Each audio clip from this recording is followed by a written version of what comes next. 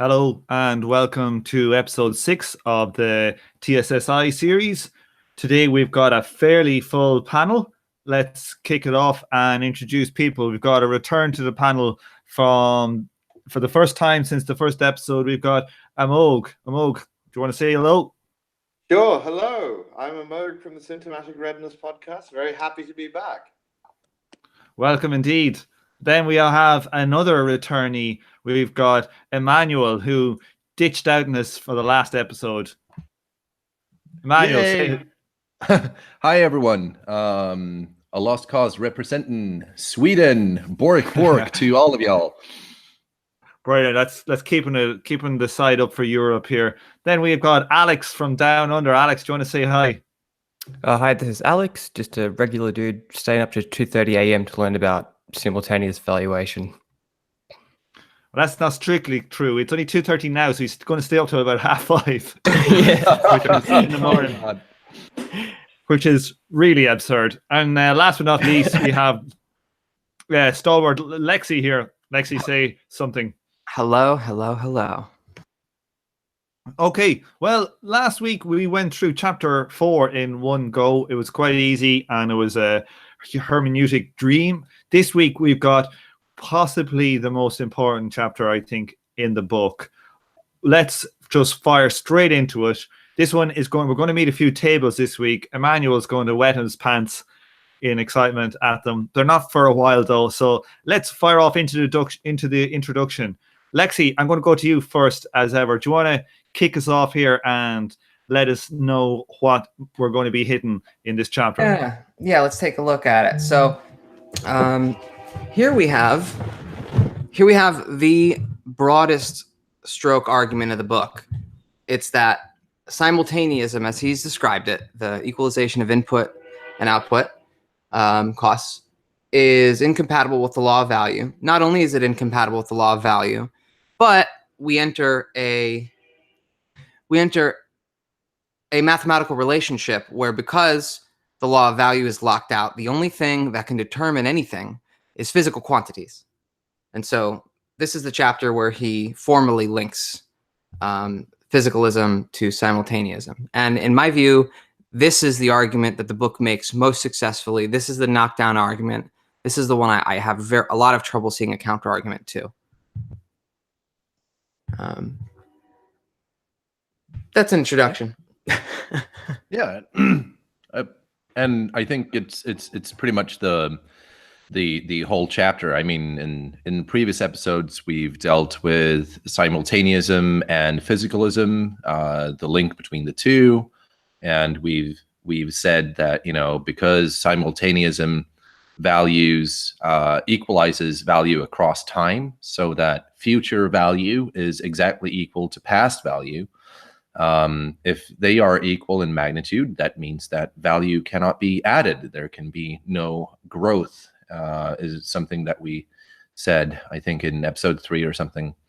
And we've also noted that, if there isn't anything that can grow or any sort of value that is added, then of course the only thing that's going to change is not value, but it's the physical quantities. At time 1 you have 4 machines, and at time 2 you have 5 machines, but the two times are going to be equal in value, as it were.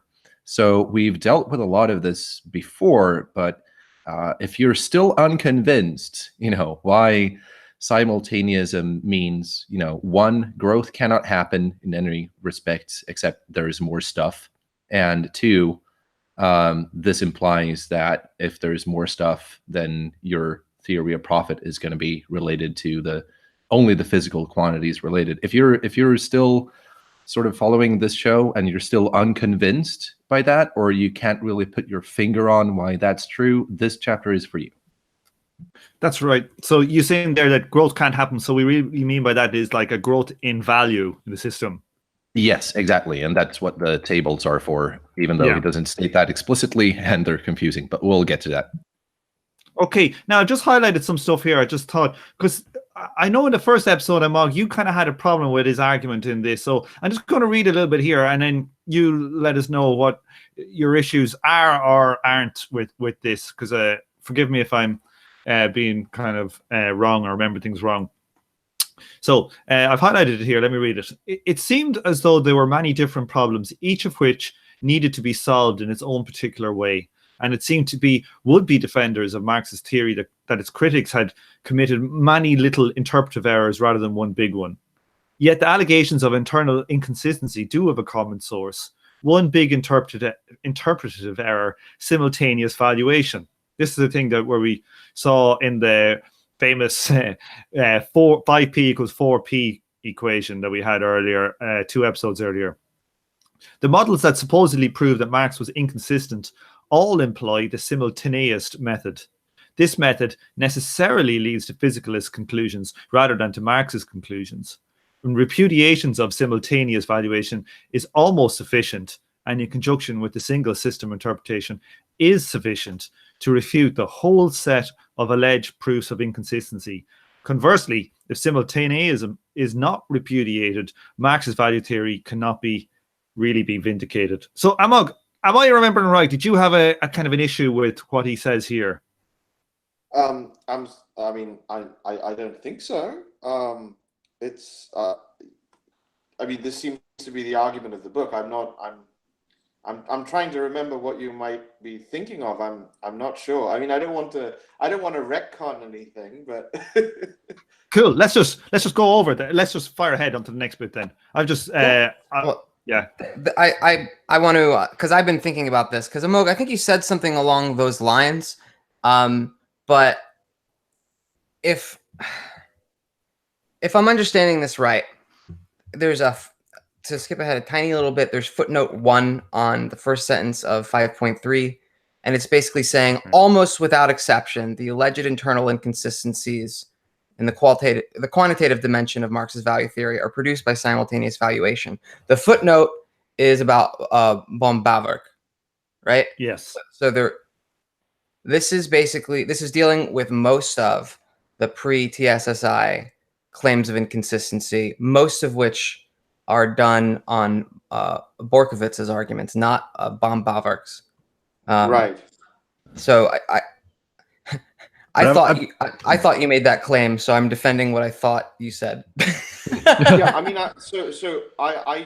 I independently may. I mean, I should just say at this moment, I don't remember saying anything about this at all.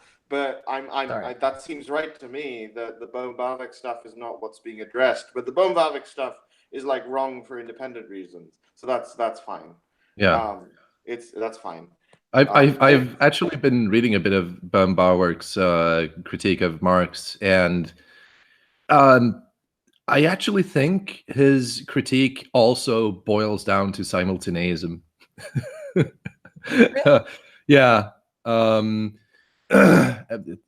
Just to put my view on it very shortly, I mean, his main beef with Marx is what he calls what he calls Marx's central fallacy, is that Marx only deals with commodities instead of analyzing all exchange ever.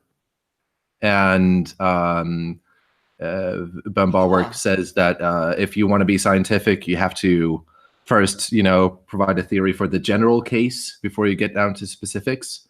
And if Marx would have analyzed exchange of anything, not just commodities, he wouldn't be able to derive his labor theory of value, because it doesn't make sense except for in commodities. And if you analyze exchange as such, you end up with a subjective theory of value, and the way Baum-Bavarik formulates that subjective theory of value actually breaks down to physicalism. So that's my very short thing on that. Well, the only reason I guess I was saying this is because I know people that reject the temporal valuation stuff that echo some of those arguments about transformation between volume 1 and 3, but I don't know enough about this to elaborate more. So let's keep going, and yeah. But we can edit all that bit out if it's not representing your views. So let's let's keep going. I want to do just a little bit of chapter 2 for people who maybe come to this one new again, just to get our definitions and stuff clear when we talk about these physicalisms and stuff. Let's just read a little bit here. This is where he goes, and he says, I use the term physicalism, a shorthand for Steedman's physical quantities approach, a term he coined to designate his approach to questions of value, price, and profit. Steedman is a prominent Schraffian, but Schraffian and physicalism are not synonymous.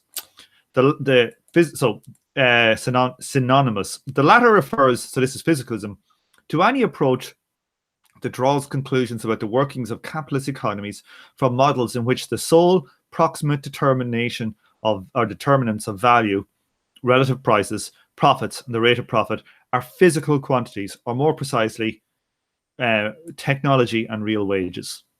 Okay, so the rate of profit is basically determined by the physical outputs, which are in turn determined by the technology and the wages.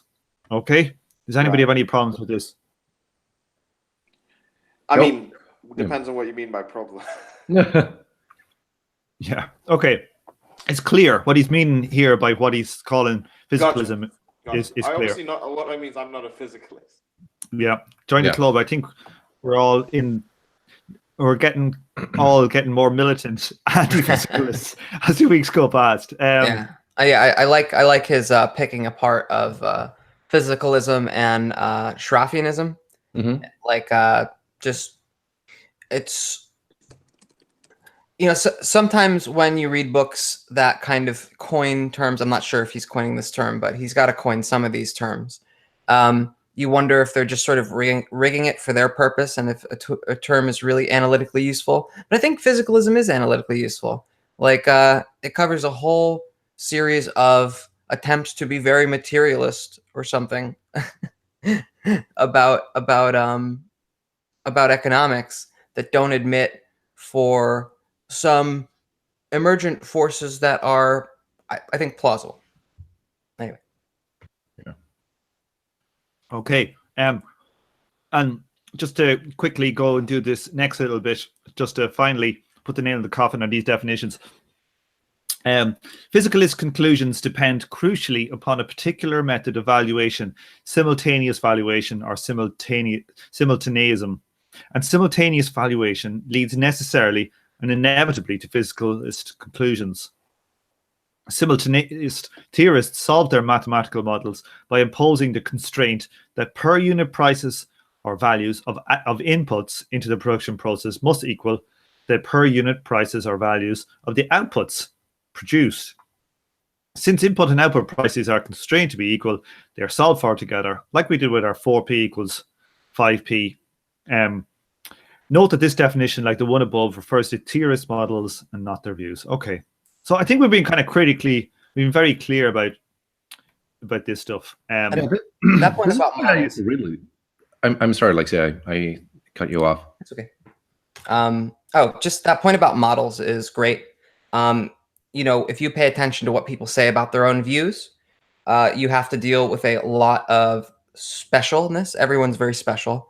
Everyone has a very special way of doing things, and nobody really likes that much to be grouped in with others. But when you adopt a sharp analytical heuristic that can categorize different points of view, you know, you might lose a little something, but what you gain is the ability to be a lot more clear. And so even though physicalism and simultaneism is going to include, you know, pre-Schraffians like Borkovitz, Schraffians like Dmitriev, critics of Schraffianism from Marxism like Scheik, neoclassicists like Samuelson, you know, all kinds of people are included in this. It's still like, because he's referring to the way people model things, that's what makes it such a useful generalization. Yeah, and I absolutely agree with you, Lexi. I thought that was one of the stronger things actually in this chapter, is that Kleiman says, you know, most of these economists don't actually believe any of this, right? They certainly don't believe that physical quantities are are the sole, determinate, or real wages and technology are the sole approximate determinants of value or rate of profit or anything like that. And they don't believe that increasing productivity leads to increases in price. In fact, most of them, as he says, believes in the opposite. Like some of them even believe, in Marx's conclusions. But what he's going to show is that these economists, regardless of their own personal views and regardless of their own theories, when they actually do the math and they sketch out their models mathematically, the maths and the models don't necessarily agree with the economist either. And all of these models boil down essentially to the same thing, and that's like his central claim here, as you also so eloquently summarized it, Lexi. That was great.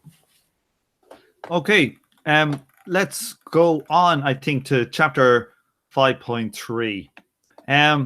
Alex, how do you feel about taking this bad boy on? Yeah,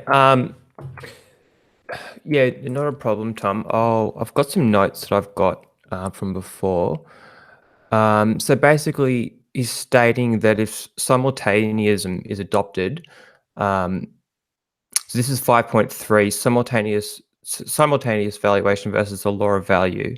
He's saying that if simultaneism is adopted, then the production of value becomes redundant in determining the rate of profit and prices of production. He says that simultaneous is basically incompatible with the idea that value is determined by labor time. And also, once you adopt a physicalist methodology, his law of the falling rate of profit doesn't hold true anymore. Yeah. So he says here that once you do simultaneism, the long-term falling rate of profit falls on its ass. The exploitation of workers in order for a profit to exist is falsified. The claim that Ricardo was wrong to deny production conditions in luxury industries have an influence on the economy-wide rate of profit falls apart. Value becomes unnecessary. Like this paragraph is like the whole theory falls apart, essentially. That's what he's saying here.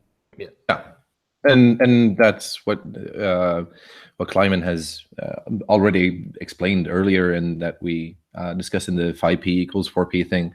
So this is just restating the same things, but he's going to give a lot clearer reasons as to why. Can I read one of these sentences? Yeah. I love what a clear laundry list of this is. Okay. His claim that exploitation of workers is necessary in order for profit to exist is falsified. His claim that Ricardo was wrong to deny that profit conditions in luxury industries have an influence upon the economy-wide profit rate. The production of value becomes redundant at best to the determination of the rate of profit and prices of production. Values can be negative. Surplus value can be negative when profit is positive. Like that's awful. Yeah, everything just falls apart. Yeah. I love that. Yeah. Well, let's have a look here. I really like this paragraph here that started just below it. Lexi, do you want to read this one? Let's read this one. See the one I have highlighted there. This is like kind of fairly slam dunk. Oh yeah, I love this one. How can a seemingly innocuous tool of analysis wreak such havoc? The answer is simple. Simultaneous valuation is absolutely incompatible with the principle upon which Marx's value theory is founded, the principle that value is determined by labor time. To see this, consider a favorite expository device of simultaneous theorists, especially Schraffians, the corn model. Corn, or grain in the United States, is produced using only corn of the same kind, planted as seed, plus the labor of farm workers. Simultaneous theorists impose the constraint that a bushel of seed corn planted at the start of the year is worth exactly as much as a bushel of corn harvested at the end. If the value of a bushel of seed corn is $5, then the value of a bushel of corn output must also be $5, no matter how much or how little the farm workers have had to labor in order to produce it. They might have had to toil for 1,000 hours or only 10 hours or not at all. It makes no difference. The per value unit of the corn output cannot rise above nor fall below the per unit value of the seed corn. There is therefore no meaningful sense in which the corn's value depends on the amount of labor needed to produce it. Boom! Mic drop. Yeah. It is the startling, it's just simple as value becomes absolutely worthless and meaningless in a situation where you value simultaneously, and it automatically becomes a physicalist one. Yeah. The rate of profit is how many extra bushels of corn do you have, and it doesn't matter a whit whether the farmer worked 10 hours a week or 150 hours a week. Right. Yep. And if you assume this, it's no surprise that you come to the conclusions that you do, right? It's no surprise that exploitation is irrelevant to profit. Yeah. Absolutely. That's a really good point, because how could it be relevant how hard you have to make the guy work? And it just seems to me that it's abstracting away from class relations. How does the intensity of labor factor into this model of the economy? It just doesn't make sense to me. Yeah, I mean the one thing that that Andrew sort of omits here is why simultaneous think this, and I know we should have banned like value form theory by now, but it sort of harkens back to that discussion, because the logic here is if you're a farmer and you plant a seed from which you produce corn, how do you know what that seed is worth at the time of planting? And the simultaneists will say, well, you don't. The way you figure that out is that you find out when you sell the finished corn. So when the corn is harvested and sold on the market, that's when you know what value it has. That's not known beforehand. And so once you know the value of the corn, then and only then can you sort of track back in time and say that, what was the value of the seed? Well, the value of the seed was $5 because it gave us $5 worth of corn in the end. So it's sort of a backwards, value transporting itself backwards in time, as it were. And this is why one of the many reasons why value form theory is not a valid interpretation of Marx. But that's just to give the reader some background into why anyone would think this is a good idea, is just because of that these all simultaneists sort of assume that value is created or determined in exchange and not prior to it. And if you think that, then it necessarily leads to simultaneism. I mean, so there's two things I'd like to add about that. I mean, the first thing is that there's this sort of epistemological worry that Kleiman kind of mentions, the idea that, well, listen, exchange value is in some sense visible, it's in some sense more real, and the other kind of value in production, is posited or metaphysical, or these things that people say again and again. But I mean, so that I think is sort of part of the motivation, right? So the idea I take it is that, well, listen, all the evidence we have in terms of figuring out from the data we receive, I mean, and again, there's a very sort of stylized conception of what the data we can look at is, right? Is the value in exchange. So that's the first thing. The second thing is that, I mean, there's a very interesting kind of correspondence between this simultaneous view and the sort of equilibrium assumptions in neoclassical economics. I mean, I don't think it's a sort of one for one. I don't think this is exactly what people are criticizing when they're criticizing sort of neoclassical economics. But it sounds, the assumption sounds similar to me, actually. And the consequences are very similar, especially with the technology and real wages are the only thing that play a role in the end. That's certainly a sort of article of faith for a lot of people. Like it can completely abstracting away from the Marxian context. So that's, I just think, an interesting note. Yeah, that's a good point, Amog. It's like, especially when we think about how, neoclassicals basically abstract away from time, which is a critique. And this is what's happening here. We're getting rid of time, and it gives us the same problem. It's interesting that, the same, thing that, say, Steve Keen would give out about neoclassical stuff is what's being done precisely in all of this simultaneous stuff. Yeah, I mean, it's in the end, the idea is like the labor process in some way doesn't matter, right? It doesn't, we can abstract away from the labor process. Basically, it's sort of, it's not that it sort of makes no difference. I mean, the idea would be that, well, any possible contribution the labor process has made, it is already made at the in exchange value, and that's somehow captured in exchange value. But I mean, I can't even make sense of that. But yeah, anyways. Okay, I'm going to read this next bit here because it just kind of hammers home some of the points again. So going on with this idea of the farmer and his corn.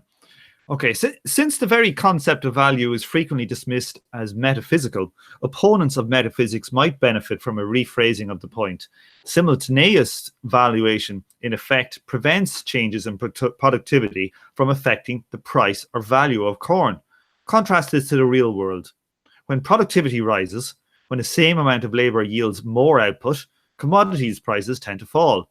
This is essentially what Marx meant by saying that value is determined by labor time. But we don't need Marx to tell us this. Every farmer knows that he can get a higher price for a bushel of corn after a bad harvest than after a good one. Simultaneism, on the contrary, implies that a bushel of corn output cannot be worth more than a bushel of seed cord after a bad harvest, nor less than a bushel of seed corn after a good one.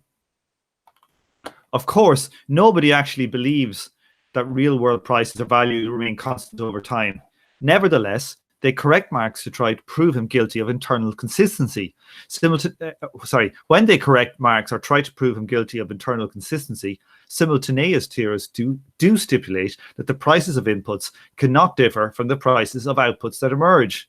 If Marx's theoretical conclusions contradict the conclusions that they obtain by valuing everything simultaneously, they regard this as the fault of his theory rather than their own interpretations, in violation of accepted interpretive practice. Boom, mic drop.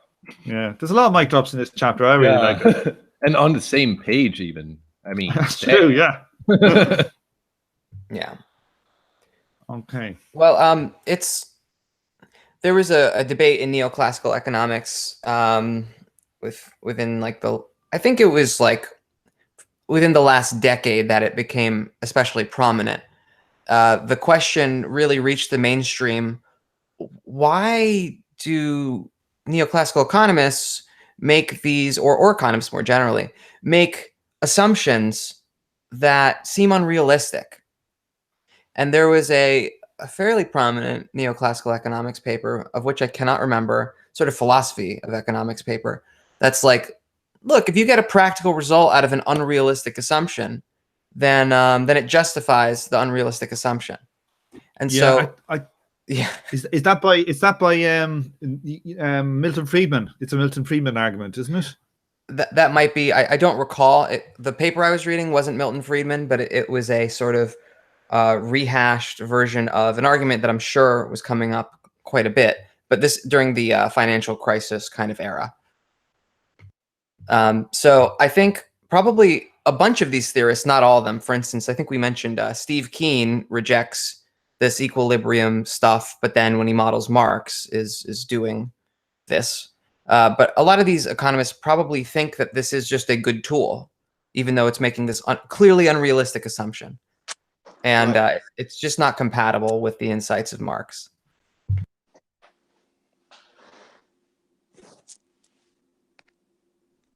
Yeah, I don't know what anybody feels about that. I say this because talking to Andrew, he doesn't say that this kind of valuation is worthless. he says adapting tools is based on what you want the tools to do. And if you want to do Marx, you can't adopt this tool.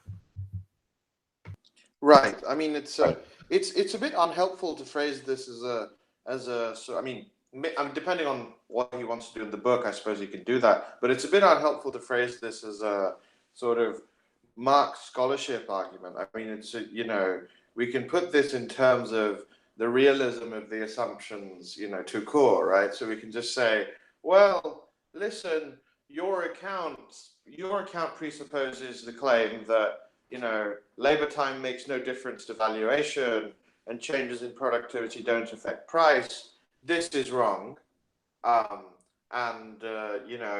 It's not of, I mean, actually, I'm not sure what the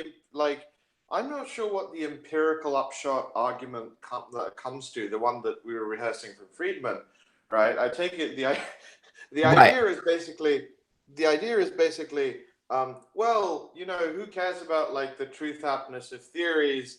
Who even cares about predictive accuracy, whatever that means? I think I would push back that I think predictive accuracy is what truthfulness is being sacrificed for in assumption. Oh, I see. Yeah, so predictive accuracy is what justifies an unrealistic assumption. Right. So I mean, the trick with that is, of course, there's all kinds of ways, both statistically and otherwise, to achieve predictive accuracy without achieving explanation, right? Phenomena like curve fitting and overgeneralization and all these kinds of things, and anyway, to rehearse not to rehearse the old sort of neoclassical arguments, but they don't even have predictive accuracy. Yeah. I mean, anyway, I mean, I think there are like thematic similarities between the simultaneous Kleimanite TSSI debate. I don't want to say Kleimanite; it's a horrible word.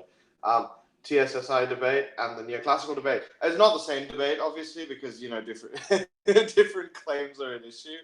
I didn't know that when I was reading this. I thought that it was basically the same debate, and I didn't realize that this is sort of a subsection of that debate. Right. I mean, very obviously, like there are common points, right? So simultaneous are also people, who have this kind of fixation with equilibrium. They're exchange focused, and they ignore time and they ignore class struggle, right? So that's definitely in common. But simultaneous won't sign up to general equilibrium theory. They won't sign up to the marginalism. They won't, et cetera, et cetera, et cetera, right? So it's obviously it's not the same debate. Yeah, and not only that, but many simultaneists will also deny that they're simultaneous. So I can't recall if Kleiman mentions him directly in this chapter, but his debate with Moseley, for instance. So Moseley is another sort of analytical Marxist economist who is also sort of into the whole reviving Marx's value theory business and the all of that. Sort of wants to repopularize and re-legitimize Marxist and Kleiman and Moseley have a long-standing beef with each other, and this is part of what makes that beef is that Moseley does not think that he himself is a simultaneist. Moseley does not think that he is a physicalist, but Andrew will try to show that using Moseley's mathematics, even though they seem to be Marxist, and even though labor seems to be the determinant of all prices and values in Moseley's model, they actually break down to physicalism, and they actually break down to simultaneism. So this is a lot of I think this is good to keep in mind when dealing with this chapter, is that Andrew again doesn't really think that these people actually think or believe what they're saying, sort of. Yeah, well, like I think there's an argument to be made here. When I was rereading this book, and I'm just looking because I think it's in this chapter somewhere, but I can't see it now when I'm looking, is that why does somebody like Mosley do it? Why does he do it? Like he's quite aware of what he's doing, and the reason why he's doing this simultaneous evaluation is not because he wants to be like use neoclassical tools or anything. But he thinks that the price of the value of a commodity that's being produced is dependent on the current cost. Okay. Yeah, or the his beef with Kleiman there is about the value transferred of constant capital. Yes. Yeah. So that's kind of why he is a simultaneous as opposed to temporalist. Yeah. And how he values them. So I think we got to be fair to him there because he thinks he's doing what Marx is saying, but Andrew thinks he's not when it gets to the hermeneutics of it. But I think if we can find that bit where we get to the actual bit, I'll bring it in. And because what's interesting here is that when I was reading, I was off with just this book. I had no phone. I was off on a holidays off on the west coast of Ireland, off this tiny island, Clare Island, off the west coast, home of the Pirate Queen, Grania whale. And it was like, really amazing today. So now what was I reading? Instead of looking at the scenery and having a good time, I was reading this goddamn book, right? and at one stage in it, I read that argument, like the argument of, well, the value of your current capital has to be valued when you're using for profit. Oh, one second. Oh, little O'Brien. Put her on. She could probably kick some of these simultaneous ass by now. I'm sure Thomas, teaches her ABCs and value theory back to back, which makes him father of the millennium. Wish my dad was going to teach me value theory shit. Oh God, he doesn't listen to me. It's actually a he, but he doesn't listen to too much of what I say. So I assume gender, ironically. Absolutely, yeah.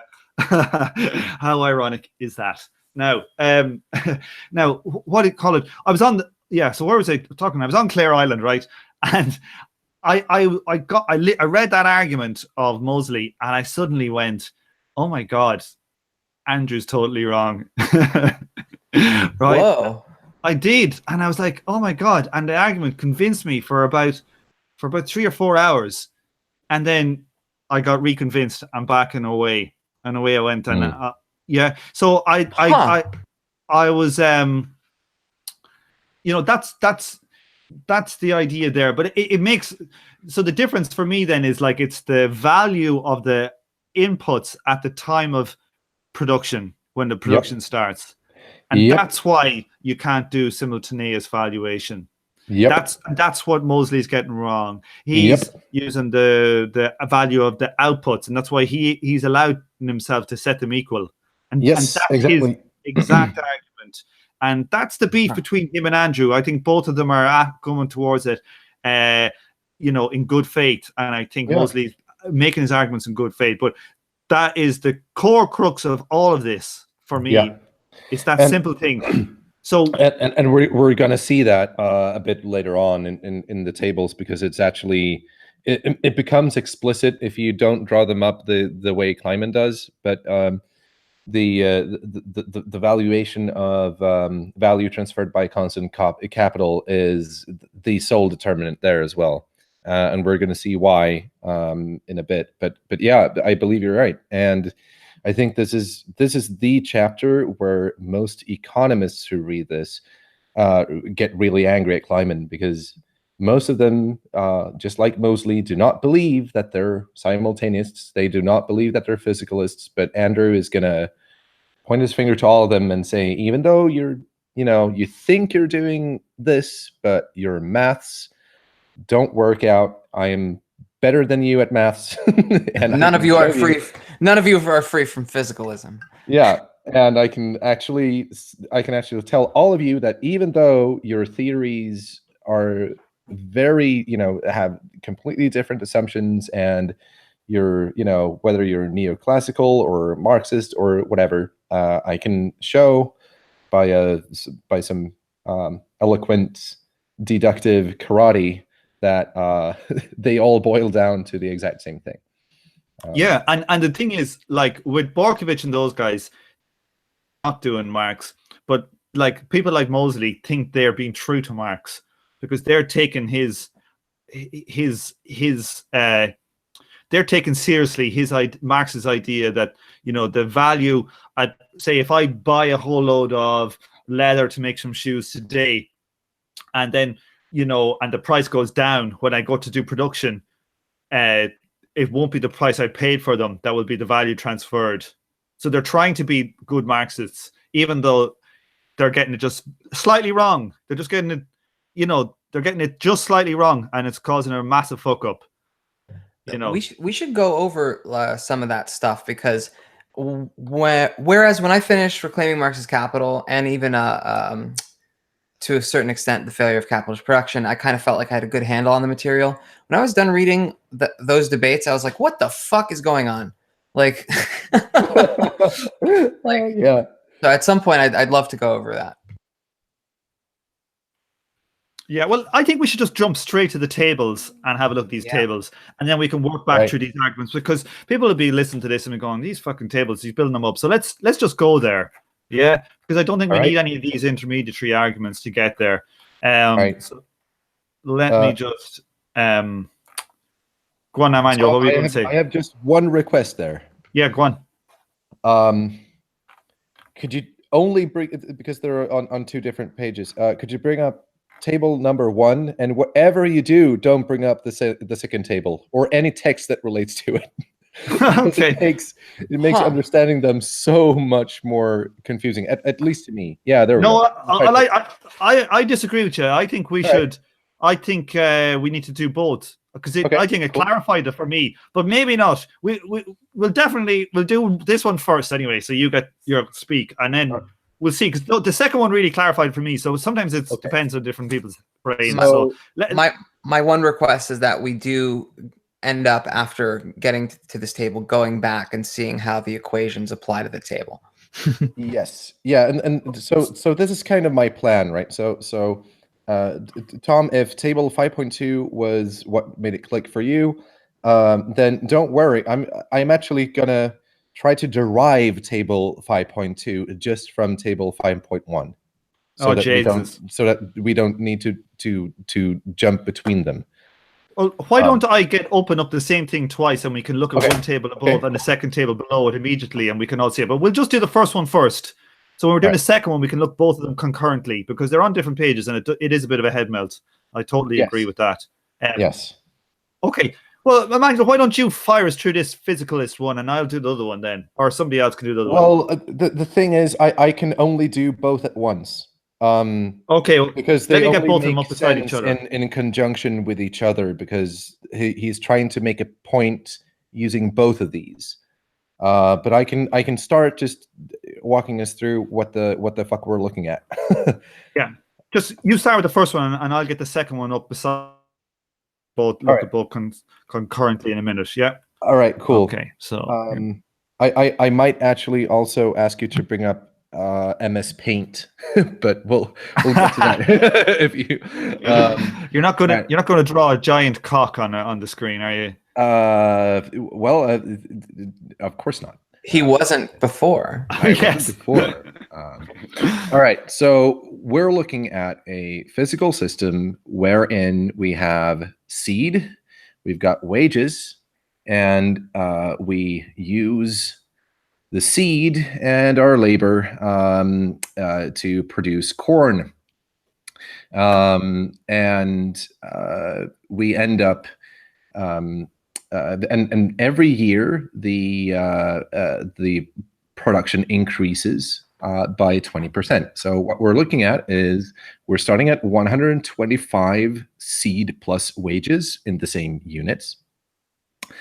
We use 75 seeds and 50, corns, worth of wages. And we produce 150 bushels of corn. Awesome, cool. And we end up with, 150 minus 125 equals 25. So we produced 25 more bushels of corn than went into the production process. Thus, we have a rate of profit-ish, profit sort of in quotes. He doesn't use profit in quotes here, but, of 20%. All right, cool. Next year, how much seed do we have? Well, we have 90 seeds. Why do we have 90 and not a different number? Well, because we always increase by 20%. Same thing with wages. Why is it 60 and not 50 as it was the previous year? Well, because it increases by 1/5 and so on. And so we have an output of 180 year 2 with profits, i.e. more corn harvested than invested, of 30 bushels of corn, etc. And we're going to do this for 3 years. So that's what we're looking at. And then we have table 5.2 directly beneath that. And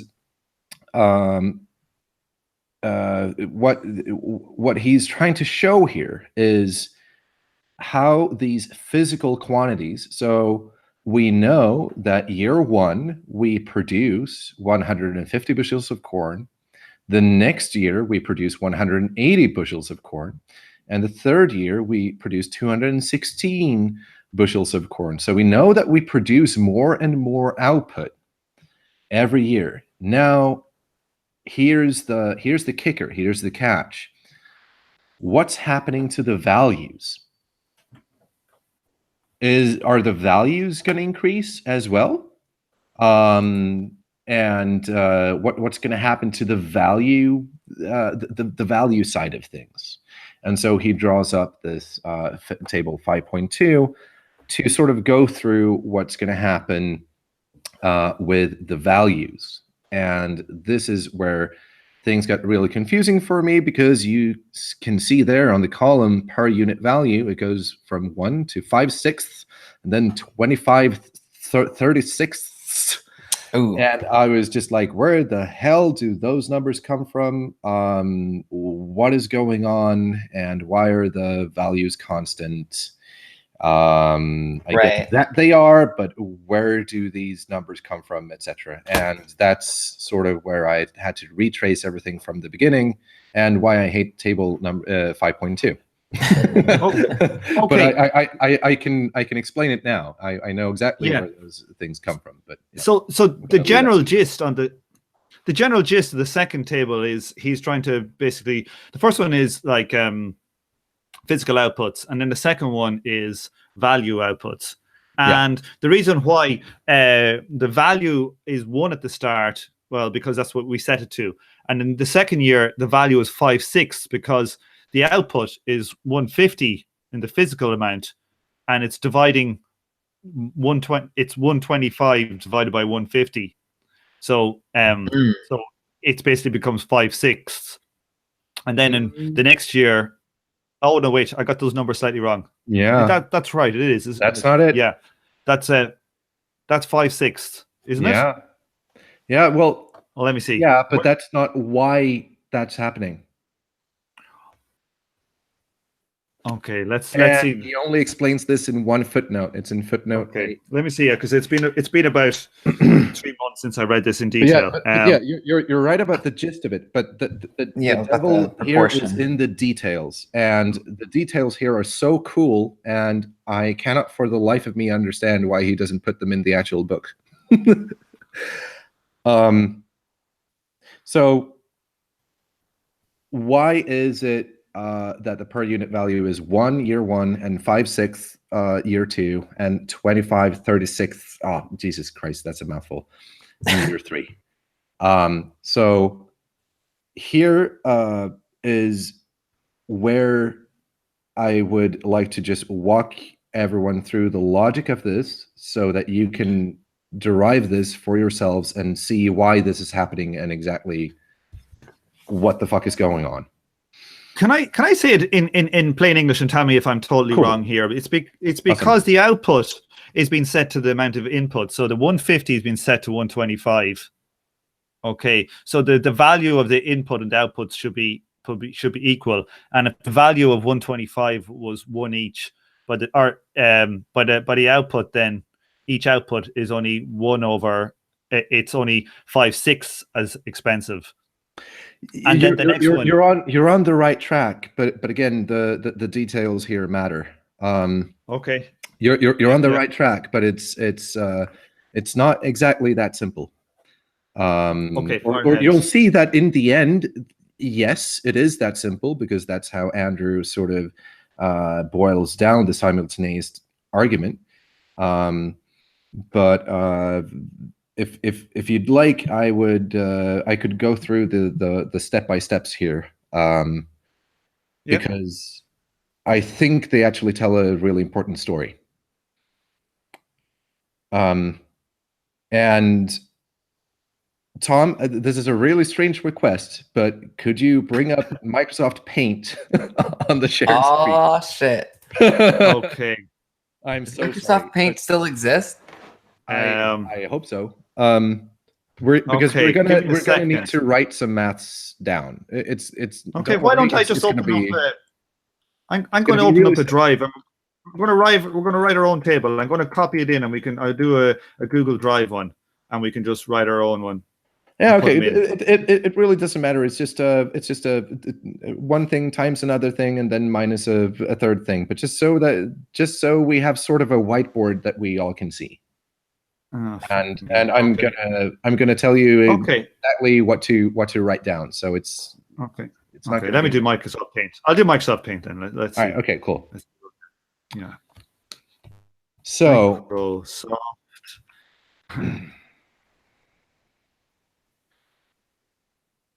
Oh, Jesus Christ. I think you just do Paint. Okay, I'll just do Paint. See that. Just as an aside, the chat is absolutely lit today, and I'm so excited to do the post chapter chat review. Awesome.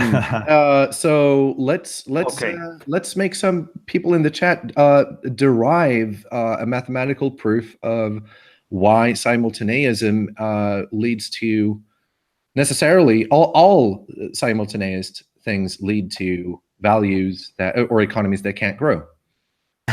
So here's how to do that.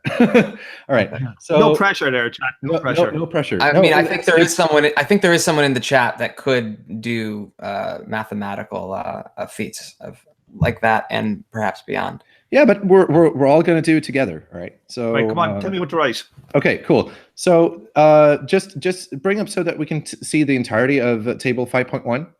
Yeah. Okay. All right. Cool. So let's start by looking at year 1. We have an output of 150. Yeah. Everything is fine and dandy, and we have had a profit, in quotes, of 25. Now, here's the question: what's the value of that output? We know we have 150 bushels of corn, but how much is every bushel worth? So this is this is the springing point. So let's break this down. All right. So we know that the value of our 150 bushels of corn is going to be our output, as in the number of units, which is 150, times whatever the value of them happen to be. So the value of all of our bushels at the end of the year is going to be output times value. We can call that V, right? Yeah. How do we figure out what V is? Well, here's the cool thing about simultaneous valuation. Because simultaneists, by definition, say that the end of the year prices or values are going to be equal to the inputs. So put an equal sign there. And what are our inputs? Seed and wages, 125. No, it's the seed, right? The seed is our input, yeah. So it's going to be our seed times V, right? Because it's the same V in simultaneous evaluation. And plus the new value added, right? By living labor. And Kleiman is going to set this to 75. We could take any number, but Kleiman is going to assume in this particular example that every year we work the same amount. The labor produces 75 units worth of new value. So we're going to have output times V is going to equal seed times V plus the new value added, which in this case is 75. Is everyone with us so far? Yeah. Right. So now we can do a little bit of algebra with this. Do some juggling around and find an expression for V, and that is V equals. So this is for any output and any amount of seed. V equals 75. This is our new value added, right? Every year we living labor produces 75 units worth of new value, divided by the difference between output and seed. So divided by parenthesis, output minus seed. How much output do we have in year one? 150. 150. Right? Yeah. How much seed do we have? 75. 75. 75, right? 75, 150 minus 75 is? Sorry, I'm just typing it here. It's 75. Yeah, and 75 divided by 75 is? 1. 1, right, exactly. So each bushel of corn year one is worth 1. Awesome. So we have a value of 150 and we have 150 bushels of corn. Awesome. This does not seem to be a problem for simultaneous. But wait, what happens in year 2? How much output do we have? We've got 180, so our answer is, so let's do year 2.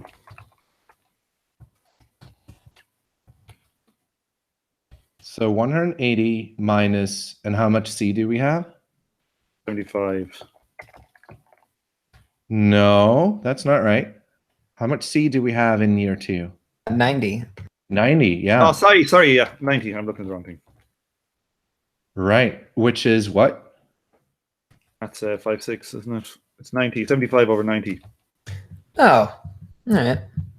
Right, which is 5/6 or 0.8333, etc., etc., etc. Right. So we have 180 bushels of corn, but each bushel of corn is worth 0.8333 now, all right? So put that in a calculator.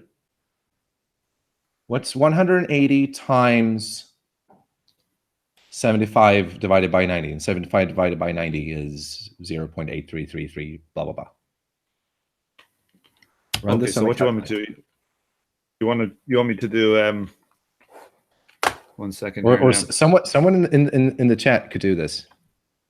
So what am I multiplying here? It's going to be, you want say it so again. We've said that each bushel of corn is worth 75 divided by 90. And right? so 5/6. 5/6. I usually like to think in decimals, so I'm gonna say 0.833 repeating, but whatever floats your boat, right? So that's the For value podcast of, listeners, 5-6 is probably going to be easier. right, Yeah. And other blah, blah, mortals. blah.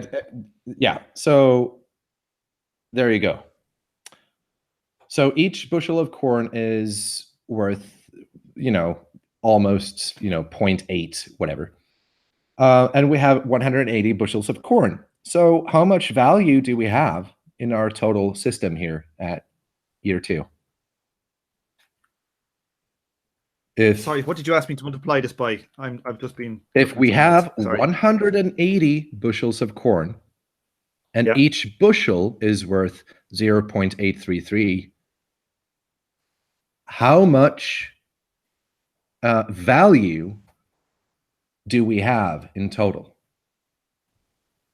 It's going to be 150. It's 150. Yeah. There you go. So let's try this for year 3 as well. So even though we have more seed, we have more output, we have higher profits, we have a higher rate of profit, we have added 75 units of value, of new value by our labor. It turns out that when we actually do the math, hey, it's still 150. So let's see if this holds true for year 3 as well. How much output do we have? Oh, no, 216. 216, right? Yeah, And how much C do we have? 108. Right. So how much is each bushel of corn worth?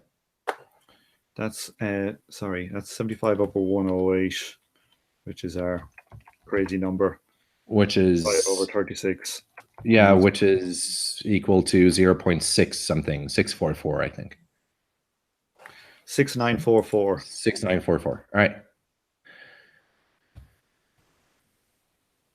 Okay, and then let's do So if each value. bushel of corn is worth 0.6944, what are all of our 216 bushels of corn worth? Going to be 150, motherfuckers. It's still going to be 150. And so now you know how to, on the back of a cocktail napkin or anything, prove to anyone how all simultaneous theories, this holds for all simultaneous value theories, how all of them will necessarily lead to a system where no value can be created and that cannot possibly grow. And I'd just like to call your attention to one more thing,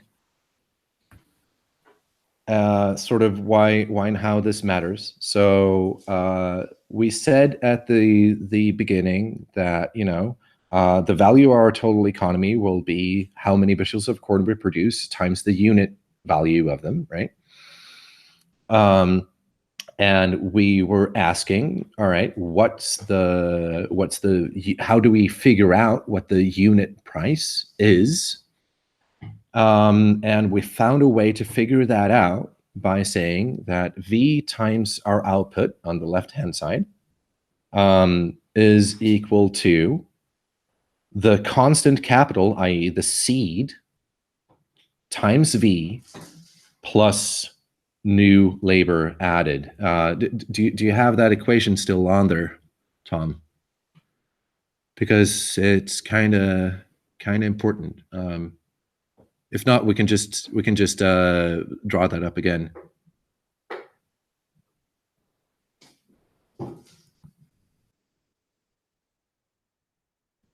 Tom?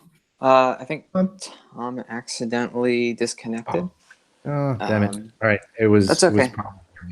It was probably my bickering. All right, but okay, fuck it. So you will see that value times output on the left-hand side, or the per unit value times the number of units produced on the left-hand side, equals on the right-hand side the seed which is converted into corn how many seeds are converted into corn, the value of that seed, right? So V times seed plus, in our case, 75, right?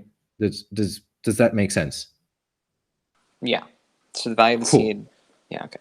Yeah. So the value of each seed, i.e., the value of our constant capital plus the new labor added, right?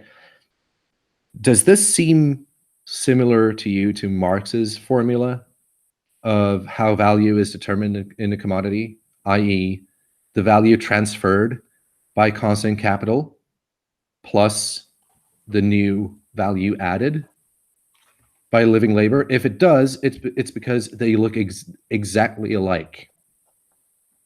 And what ends up happening is that what all simultaneous theories are actually saying is that the value transferred by the seed, right? So the value times the amount of seed, right? That's a multiplier. That's RV. What that ends up saying, in effect, is that the value transferred by the seed is going to be equal to what was on the left-hand side of our equation? Value times output, right? So the value transferred by the seed is directly determined not by its current cost of production or whatever, but by the value at the very end of the process, or at the beginning, or it's determined by V, and that's why all of this is messed up. That's it. It's the multiplier before the seed. It's the V times seed. It's the V that's adjacent to the C. It's all of this. The whole reason why this physicalist simultaneous system cannot grow in value is entirely dependent on how they value or how the value transferred by the seed or constant capital has to be valued. Because in simultaneous evaluation, it's the same multiplier as the units you actually produce. And that's what gives us this entirely this entire weird thing where we have an economy that, although it produces more corn every year, although every year we put in 75 units more labor and more value in it than we did before, the whole reason all of that offsets is entirely due to the fact that in this type of evaluation, the value transferred by constant capital is simultaneously determined.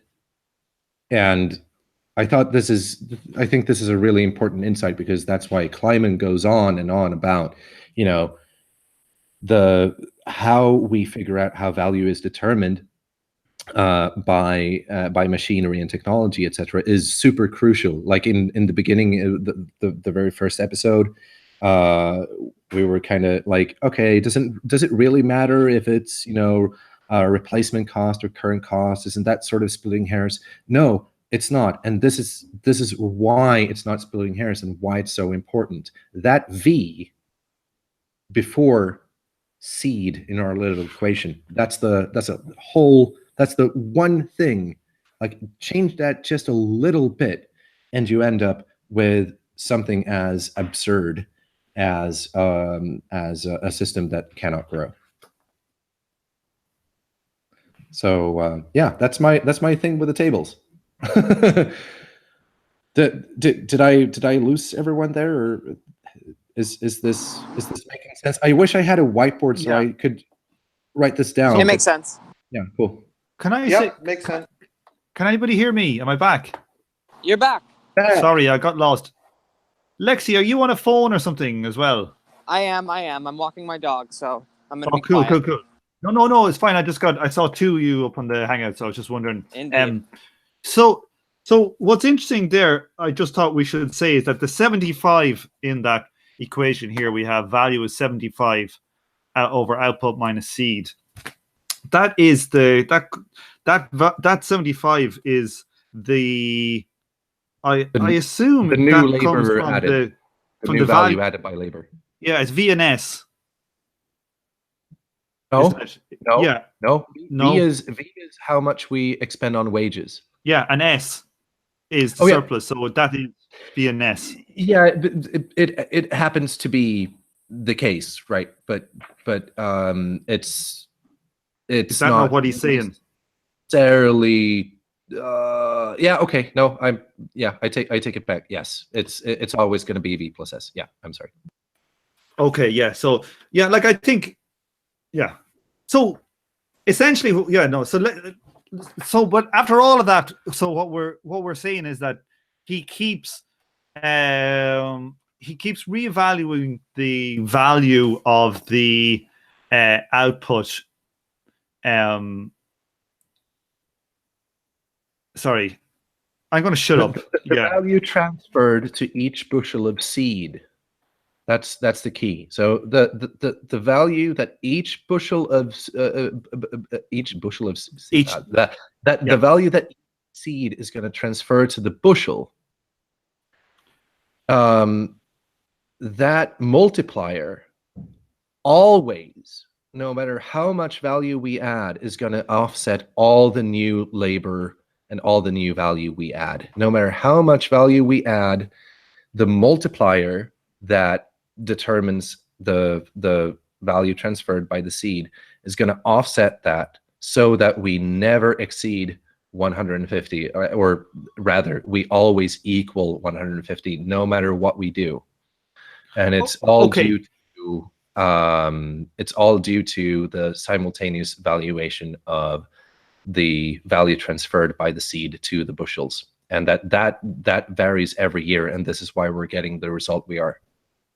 Okay, so like this brings us back to, remember, it was 2 episodes ago, I think, where I was saying to you, like, does this mean, because I was in my language, in my brain, I was saying this means that, you know, value can never increase. You know, that once you set value, inputs and outputs equal, it means that value can never increase. Yep. So if we're saying prices can increase and values never can, that they're shorn apart, and this is it here. But I think that the crux of this one, if the idea of this argument between Marx, or between Kleiman and Moseley here, is that Moseley thinks that when he looks at the value of the output, and he thinks that the output and, oh Christ, I'm trying to be very precise here. Can you say what can you do, Emmanuel, because I'm half asleep. I was asleep before I come on the show, but can you say what my argument was about how I think Moseley's arguing in good faith, and put it into terms of these values here? Sure. You mean me? No, I was going to say Emmanuel. He's the bad boy in these tables. Oh, sorry. Go ahead. Sorry, Amok. Sorry. Wait, Tom. Hold on. I'm just gonna have to reconfigure my speakers. What is it that you wanted me to do? I lost you for a bit. Okay, no worries. Let me say it again. The idea that I expressed there maybe about 20 minutes ago about Moseley's argument with Kleiman kind of being in good faith, he's trying to represent Marx. He's trying to say that the outputs should be valued, the inputs should be revalued at the price, at the value of the outputs, and this is why he does it. Can we talk through how this works out in this table? Right. So Moseley is going to say that in the textual evidence, or in the actual text, Marx says that it's the. Let me see if I can remember Moseley's argument about Marx's argument, because only Marx's argument ends up in my head. But it really doesn't matter. He's saying that the value transferred by machinery and constant capital is going to be equal to the value of the machinery or of the constant capital, right? It doesn't really matter what Mosley says as long as he doesn't say exactly what Kleiman says, because anything that's not exactly what the TSSI says is going to bring us this exact same result as we see in these tables where value simply cannot increase. So and again, the whole sort of is so or you'll end up with some other weird anomaly, and Okay. so this is why the multiplier before the seed. So the again the left hand side, the price of the value of the unit value per bushel of corn times all of our bushels on the left hand side, right?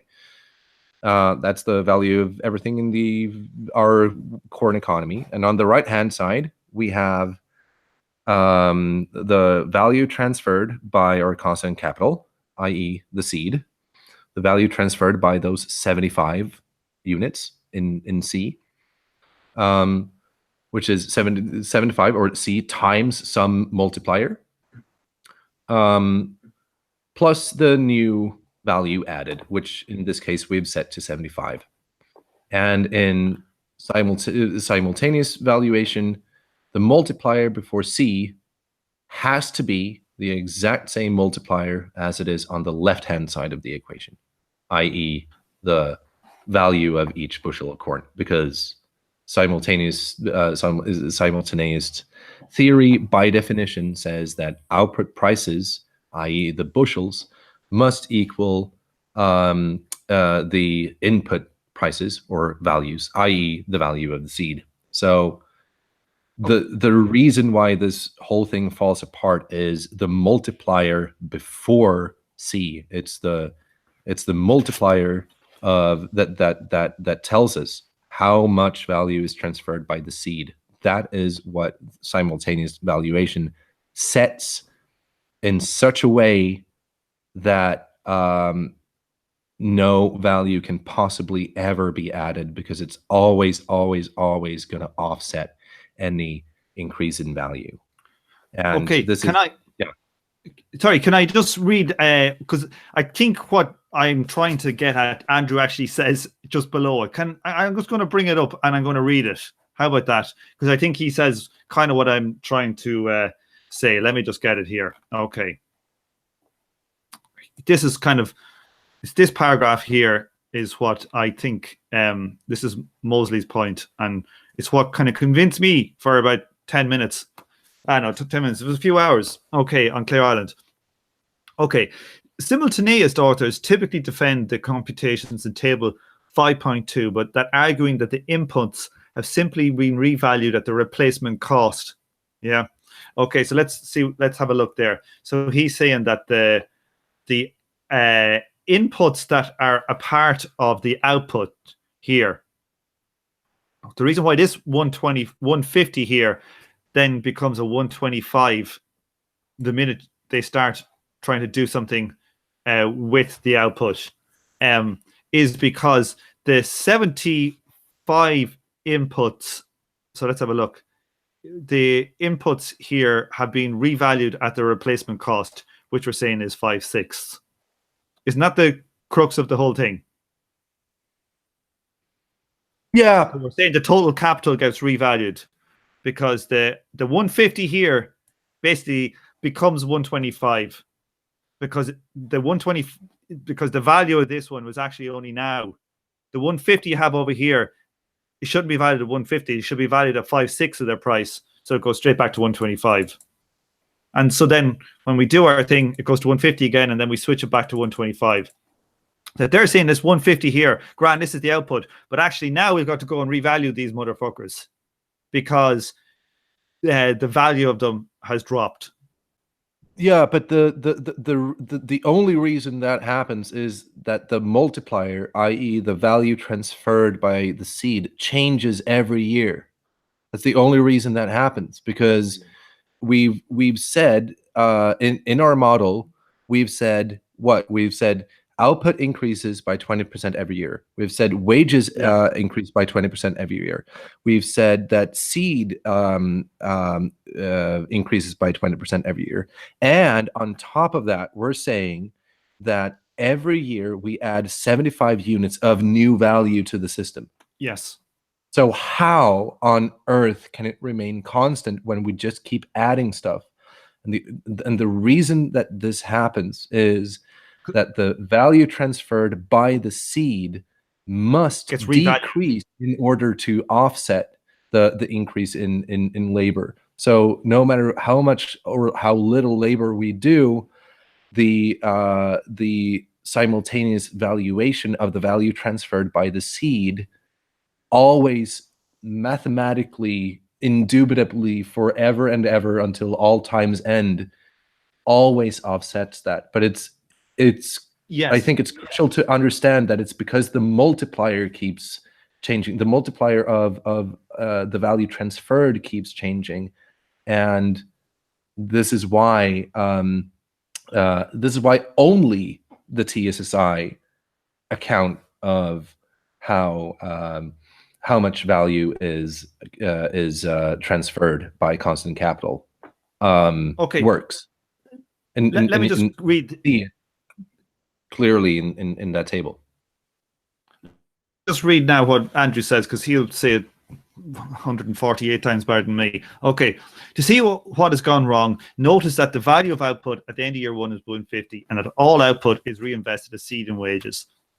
So it would seem that the total capital invested at the start of year 2 should also be 150. It's only 125, however. 25 units of capital value have been conjured away. As we shall see in chapter 7, this trick is the secret behind the attempts to disprove Marx's long-term fall in the rate of profit on logical grounds. Clearly, the rate of profit cannot fall with the progress of capital accumulation when the accumulation is artificially prevented from taking place. Okay, this is the paragraph that I really like. Simultaneous authors typically defend the computations in table 5.2. God damn it, will you highlight? Okay. By arguing that the inputs have simply been valued at the replacement cost, the amount of value that would be needed to replace them at the year's end. The capital value actually advanced at the start of year 2 is 150, they say. None of it has been conjured away, but the inputs replacement cost is 125.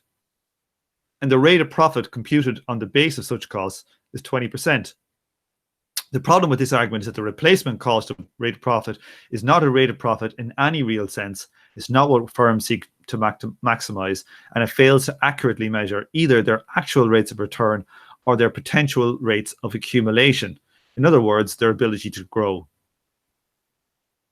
Okay, so this paragraph caused my head to explode on Clare Island, I must admit. It took me a while to calm down after this paragraph. I'm all ears. Yeah, like I thought that sounds correct, that they should be revalued. That yeah. But if they are revalued, you cannot add value. Correct. Yeah. I was thinking. Yeah, and I was thinking about it. Like, if we think about this from get away from all this simultaneous bullshit, and all these tables and stuff. If we think about like kind of a thought experiment, I buy some leather. It's £10 square meter or whatever at the moment. I make my shoes. My shoes go to the market the next day. The next day, I add, say, the same amount of value to the shoes. I go and I try and sell them. Like, nobody has been able to buy them at any kind of different price. Everybody's buying at 10. And I go and sell them in the market at value. And subsequently, this first thing that morning, market's open, the letter's at £9. Do I sell my shoes for 10 plus 10, which is £20? Or do I sell them at 10 plus 9 or £19? Okay, to me, I sell them at £20. Yeah, nobody is going to be able to. The replacement cost is not £19 because nobody yet has made them for £19. They've literally only made them for £20, and the replacement cost is £20, and it won't be £19 until that somebody buys that £9 leather and then makes it the next day and sells it, the start the next day. So like there's a temporal nature to this replacement cost. And that to me is the argument of why Andrew is right and why, say, Mosley is wrong. That the input, it should be at the time, the cost of the input at the time when they go into production. And that to me is just that's it. That's the whole book. Yep. And that, and only that assumption will generate a model in which values increase by labor time. Exactly. And if no, we think that, no other, I mean, regardless of what Marx wrote or didn't write, the logic behind this, the V, equals the value added, 75 divided by outputs minus seed, that proves that equation right there, that if you do it in that way and you just have one determinant of V, then no growth could possibly take place. But we knew this deductively before, right? We knew that if you're saying that all future value and all past value are the same or of the same magnitude, then that implies that value cannot increase. We knew this deductively, but here we've seen with numbers and maths another argument for why that's inevitably true. I just as an aside, calling back something Amog said before and something that you were just saying, I actually think that the most important thing going on here, excuse me, the most important thing going on here is that this is Marx's model. I don't know if this is the only way to look at an economy, but it's really the only way to look at what Marx is getting at. It's not, and so regardless of what Marx may have said on occasion, this is the theoretical heart of his model. Like it has to be. Anyway, just an aside. Yeah, no, that's it. That's chapter 5, folks. Yeah. We should work through the previous sections with that table in mind. Let's get back to that. Yeah, I think before we go on here, let's not because this is to me the most important chapter in this book. Okay, and I just want to keep going with a couple of little things he says here, because just for everybody, in case, I think there's a couple of good things in here. Before we go, but I think, so what we've seen is that we set these inputs into outputs.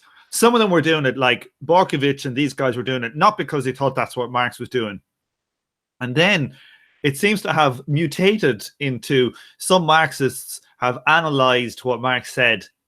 And I think some of them definitely in good faith have, thought that this simultaneous thing is correct because of that argument right there about revaluing stuff. But even if they do it in good faith, that there's still like that in itself, once you work out the logic of it, it cannot possibly be what Marx would have meant, because it immediately gets rid of all value.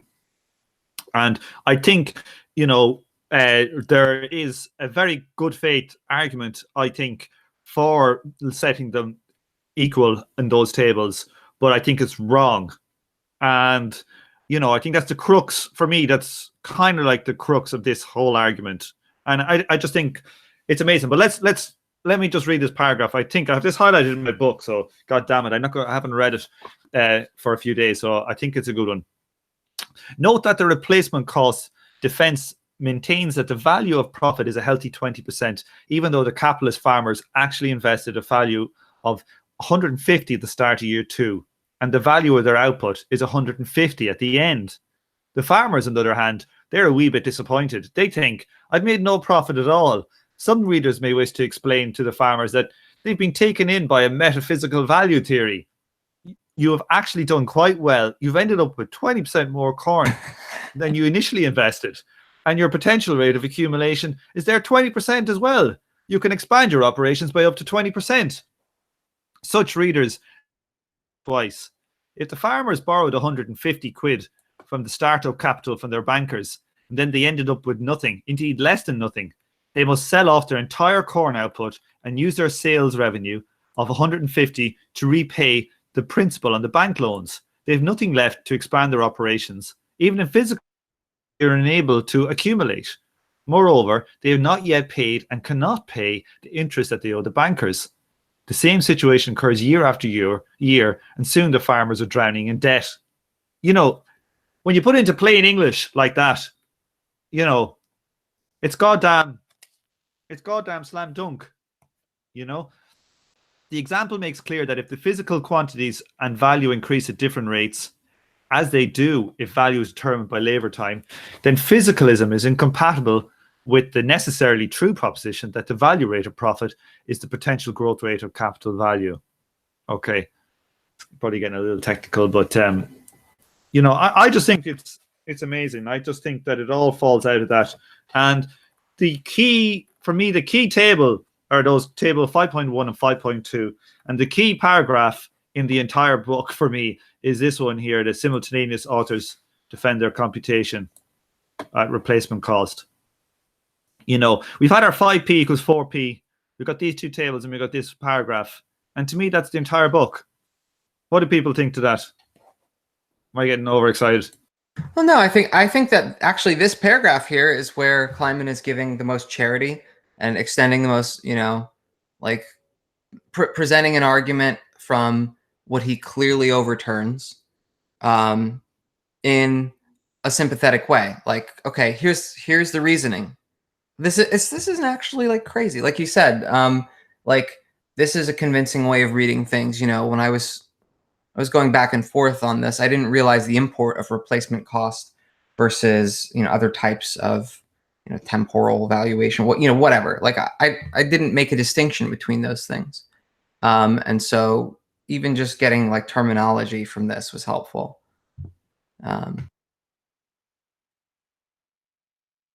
This out of most of the book gives me more of a sense of why simultaneous are doing something, as opposed to just they're wrong and they're so wrong it leads to this. It's like, yeah, but what?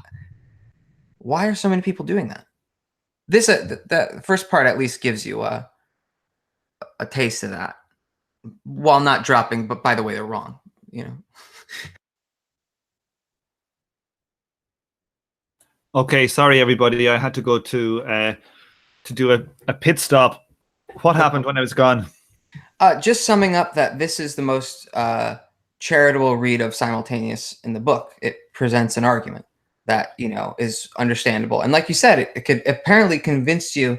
It fucking almost ruined your vacation. You know, it almost convinced you when you were on a beautiful island that, you know, your theory was wrong, or, you know, which sucks. That's the thing about intellectual life that is so hazardous.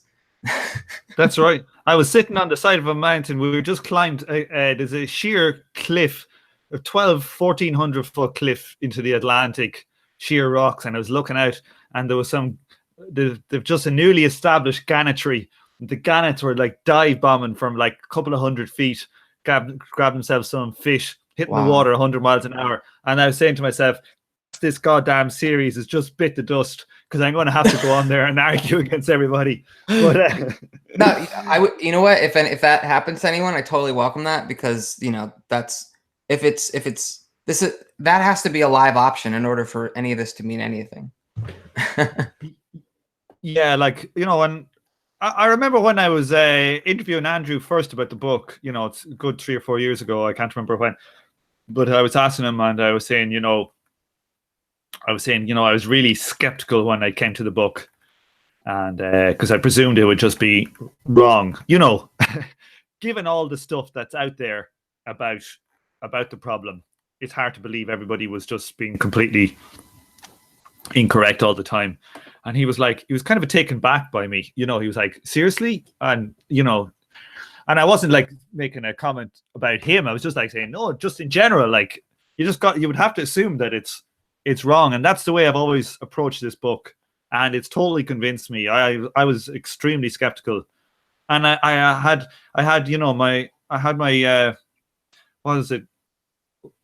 conversion on the road to Damascus. Well, that sounds a bit weird now. That sounds like a real Putinite, doesn't it?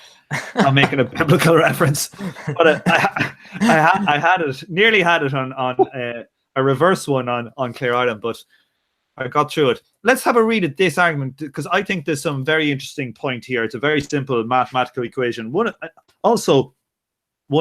the most important in the book, I think. Does anybody want to take this? I've been talking a lot. Alex, are you about there still, or have you fallen into some kind of, what's the Antipodean dreams?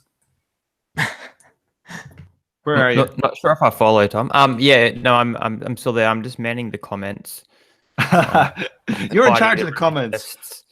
Pardon? You've been a stalwart in the comments. You've always been like giving it large in there. I've been reading them as we go along. You're in charge there. So where were we up to? Was 5.5 was it? Simultaneous valuation and negative values.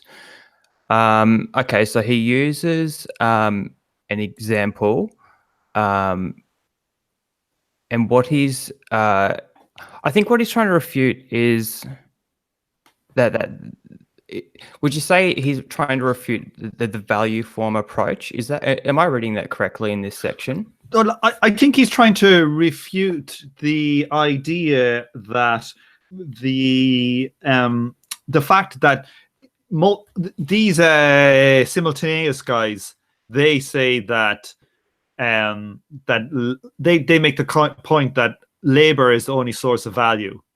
And Mark and Kleiman in this section is going to point out a very simple case where it doesn't, and it makes no sense. Let me read this one, because I kind of read it there the other day, and again, let me go here. Yeah. The negative value problem has typically been discussed in connection with multi-sector models of joint production, but it arises even in the most simple cases. For instance, okay, I think this is great. Let me just highlight this bastard. My God, it doesn't like me highlighting. It's so annoying. Right. For instance, assume that corn produced by means of seed corn and living labor is the economy's only product. Okay, so it's only corn in this. There's no iron, there's no coal, there's no potatoes. It's just iron, or just corn. Also assume that in the economy as a whole, the farm workers plant 10 bushels of seed corn at the start of the year. Okay, so they've got 10 bushels of seed corn, they're going to plant them. Let's see what happens. They perform L person years of labor during the year. So there's 10 of them. Is there 10 people? Oh, okay, I'll just get to it in a minute. Yeah, sorry. Yeah. Okay, they perform L years of labor during the year, but owing to a drought, at the end of it, they only harvest 9 bushels of corn. Okay, put 10 in the ground, terrible harvest. There's a drought, no rain. They only harvest 9 at the end.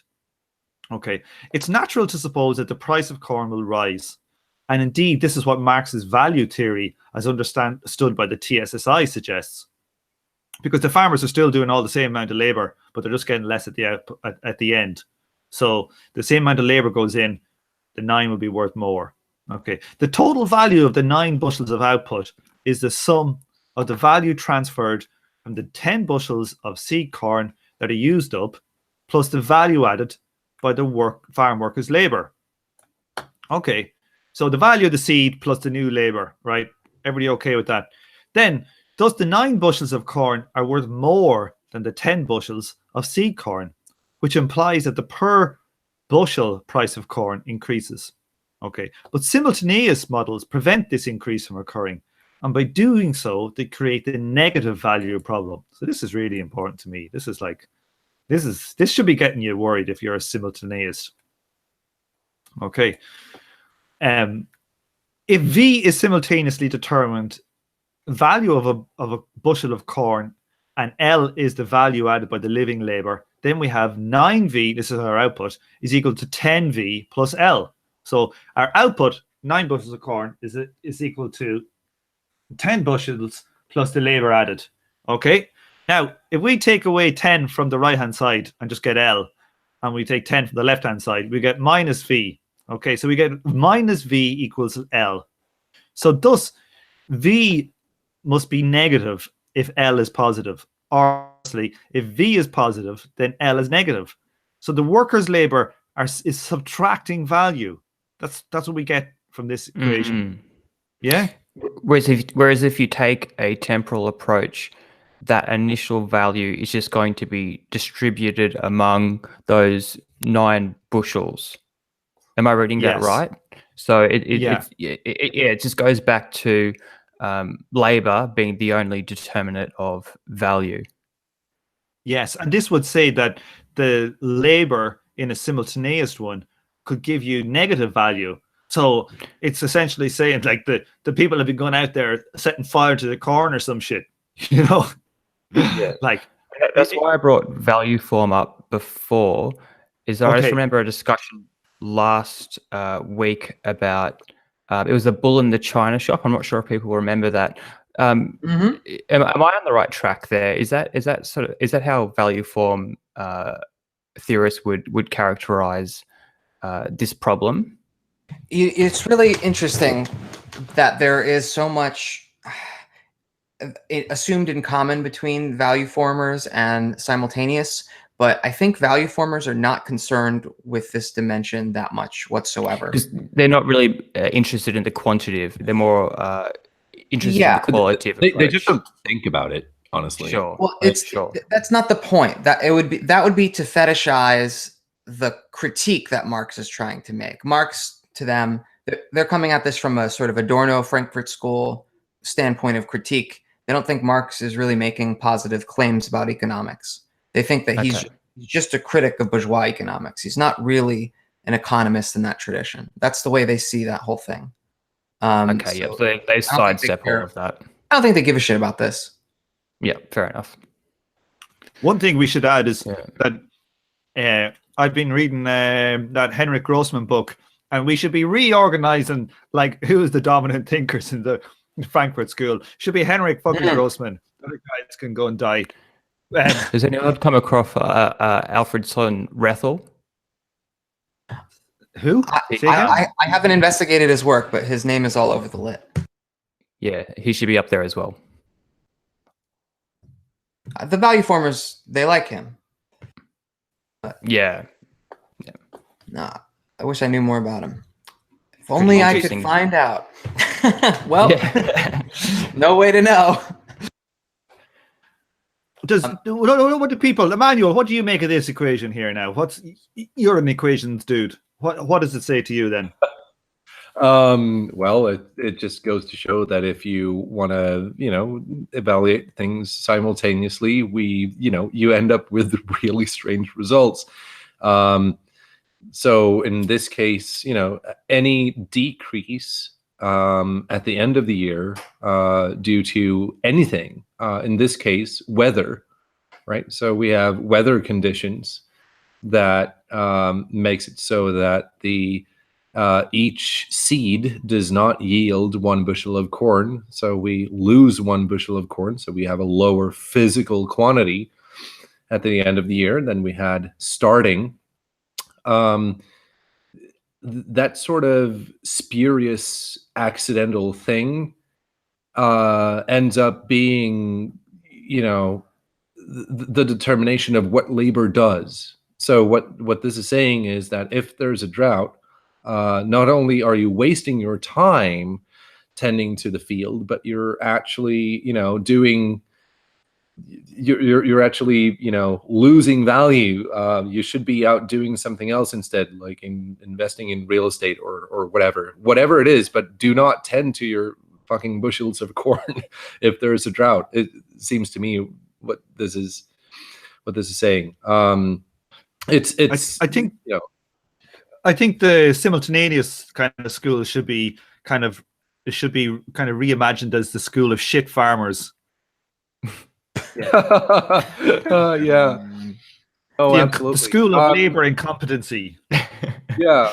No, absolutely. But I just want to. So I took the time to look through some of the comments in the chat, and I just wanted to make some clarifications because one of them addressed me directly. And there is. Yeah. Is that okay, or should we? I think that we have so much to talk about in the chat today that we should have a special section at the end to right. All right, cool. Right. That one particular antagonist is giving us, because I think yes. that would make a normally I like cut out the chat sections when I do my edits, but I think that's going to be a vital section. Cool. All right. Okay. Let's save that for later. If that's okay. That's fine. Yeah, sure. Okay. Yeah. The one thing I want to say about this example. So coming at this, I was coming at Marx's economics after reading Karl Marx's Theory of History, the G.A. Cohen book, the analytical Marxist book that does such an admirable job of creating a model of Marx in terms that I was, already familiar with. I was doing a philosophy degree. So I was just, impressed. And the concept of a paradigm that, at least from its starting point, attempts to model Marx in the best way possible using the sharpest tools we have available.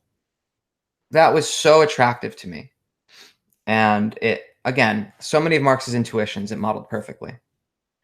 When I turned to analytical Marxist economics, I was dumbfounded how it didn't seem to model those intuitions at all. But I was still like, well, maybe I just don't know. But I stumbled across this after looking at some John Romer, and I was like, okay, like I'm gonna read this and see what I think. When I hit this part of this book, of this chapter, I had to marvel to myself, it does not seem like they care much about modeling Marx's intuitions if they're going to have an outcome with negative value when labor is positive. Like, yeah, I think as well. Do you know what? It's amazing is like that example there, the one with the negative labor by the farmers when there's a bad harvest, is like, that's not an unusual occurrence. That's not some crazy weird ass, case that never comes up in capitalist right. production. It's pure standard. There was a drought in Ireland this year. Potato prices have gone through the roof. Right. Because they lost lots of the crop. They had to water. They had extra expense, loads of extra labor, watering them at night in the morning. They never would have to bother their ass. It's normal goddamn economics. It's the most basic situation, something like that. Right, but all these people who are well aware of this and confront that all the time find some use for this way of modeling things. I don't think it's not always like Steve Keen. It's not always like they only are going to model Marx this way and then, do real economics elsewhere. Like, I think I'm still interested in why people that know that, shit just doesn't go up and up and up do this. Like, I have to know why. Well, I think sometimes it's a combination of things. Like, sometimes it's bad faith, sometimes it's good faith but bad interpretation. Sometimes it's they've done work on it and now they find out they're kind of wrong, they don't want to admit it. It's the what is it, Phoebe's scientist friend who went to Minsk in Friends and like spent 10 years working on some theory and then it turns out wrong, and he's very depressed. I think there's lots of that in there too. I do think there's bad faith some of the time too, but I don't find like that Mosley's is bad faith. He nearly convinced me, Yeah, that's why I think, that's one of the prime interlocutors we should be considering once we finish this book. That and the econophysics people. Anyway. Yeah, so I think I think I'd like to do this section here, which actually kind of gets into what you're talking about a bit. It gets into Brenner, who's your bud, and I think Romer. do you want to take this one? Because there's some mathematics that's going to come here in a minute. There's a few little equations. They're not very difficult, but they're goddamn irrefutable. So I think it's worth doing this chapter again. I think this part, 5.6. And to be honest with you, once you do 5.6, I think we've done the whole chapter. Whether we can hit to the chat after this section. Yeah. Okay. Yeah. Unless anybody else objects and thinks that we skimmed over something major, I'm down with that. I don't know how much of this we want to talk about, but as in, like, you know, there is a few pages of chat here. Okay. You start there, Alexi, and we'll see how we get on. Yeah. So this is an idea.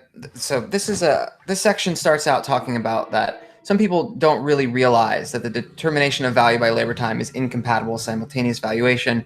And I think Brenner is like a paradigm case. Brenner is an analytical Marxist, not only in this G.A. Cohen sense of trying to model Marx's, theory and yada yada, like precisely according to the book, but he's doing the interesting step after that. Once we can agree that we can all agree that we have a model of Marxist theory, then let's see how it stacks up to history. Let's see how it stacks up to the empirical record. And so that's what makes Brenner like the academic Marxist of his like generation, like is his critique of historical materialism.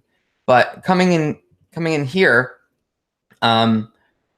we have Brenner, as Kleiman says, succeeds in demolishing the physicalist, quote, Malthusian theory of the falling rate of profit, but he presents this as a critique of Marxist theory.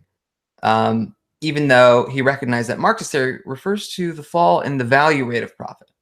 In other words, Brenner fails to recognize any difference between the value and physical rates. Marx was, of course, fiercely anti-Malthusian.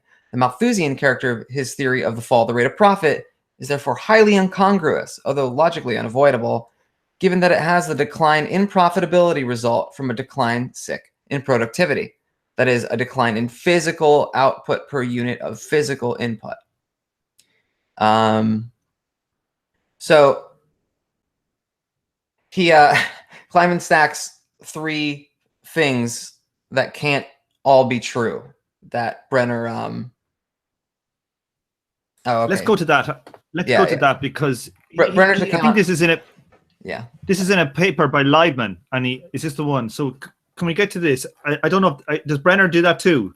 Well, it's no. I was actually skipping ahead to Leibman, so let me just tackle Brenner really quick.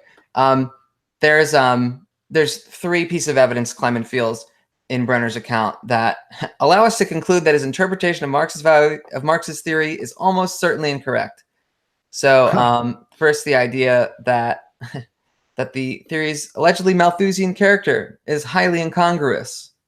Second, the theory is internally inconsistent under Brenner's interpretation.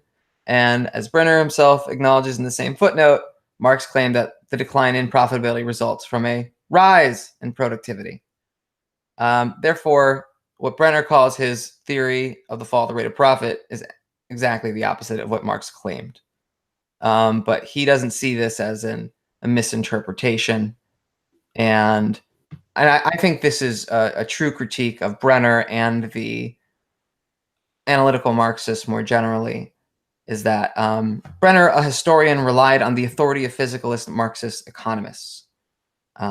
They typically identify their theory with Marx's and overlook the fact that physicalism is incompatible with the idea that value is determined by labor time. Yeah. So, okay. Yeah.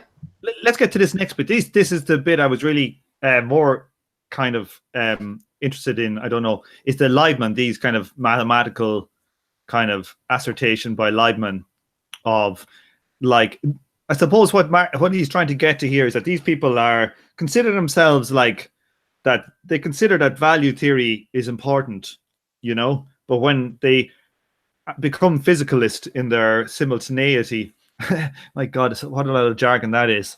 There's a lot of jargon in this book. Yeah, that logically, the whole thing is completely incompatible.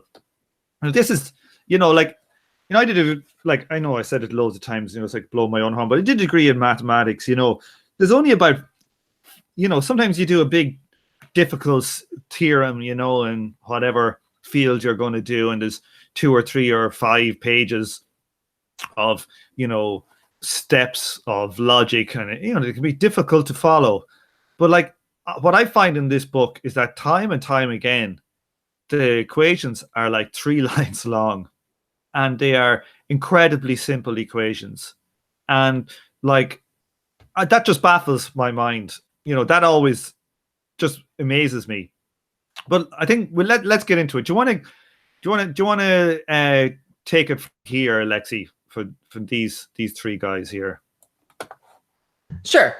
So those who tried to merge physicalism and determination of value by labor time by means of simultaneous valuations have often asserted 3 important propositions that are incompatible together. And so Kleiman takes Leibman as a case in point within the space of a few pages. For instance, Leibman asserts all of them. The 3 propositions are: 1, commodities values fall as labor productivity rises. This proposition follows from the determination of value by labor time. Second, in a one commodity world, the value rate of profit and the physical, quote, rate of profit, quote, physical surplus divided by physical input are identical. 3, the rate of profit is capital's potential rate of self-expansion. That's a quote. Potential in this context means maximum. When all profit is reinvested, the growth rate of capital, known as the rate of accumulation, equals the profit rate. This follows from the fact that the growth rate of capital is the ratio of net investment to capital. By definition, this ratio is equal to the ratio of net investment to profit times the ratio of profit to capital equation. And the rate of profit is defined as the ratio of profit to capital. Thus, the growth rate of capital equals the rate of profit when the net investment equals profit.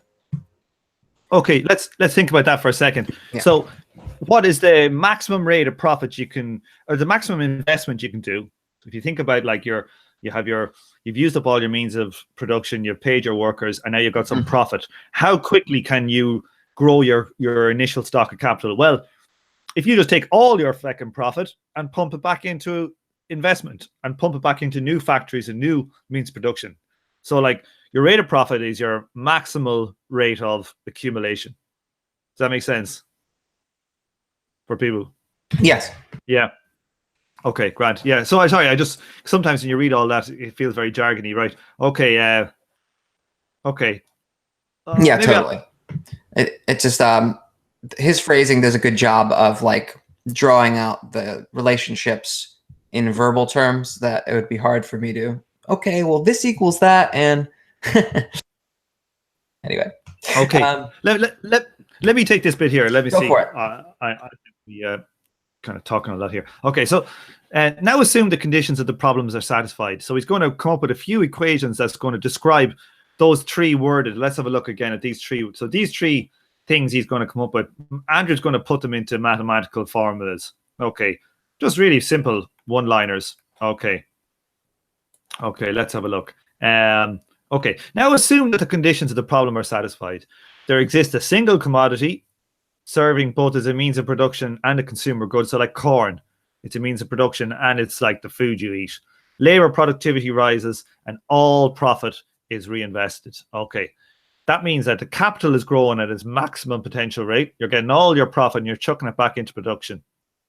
Okay, let the rate of ROP stand for the rate of profit, and let MGRC stand for the maximum growth rate of capital. Okay, so he's just saying we have a rate of profit and then we've got the maximum growth rate of capital. And it says to distinguish between the value and price variables and the physical counterparts, we use the subscript phi, the Greek letter phi, and this will be attached to physical. Okay, so phi is for physical. Okay, so now he's going to come up with a few simple equations. Okay, now labor productivity is rising. Okay, so this implies that commodities value is falling. Okay, this in turn implies that capital value grows more slowly than physical capital. Okay, everybody get that? Since labor productivity is rising, okay, the commodities value is falling. So that means that the maximum growth rate in value terms would be less than the maximum growth rate of capital in physical terms. Okay.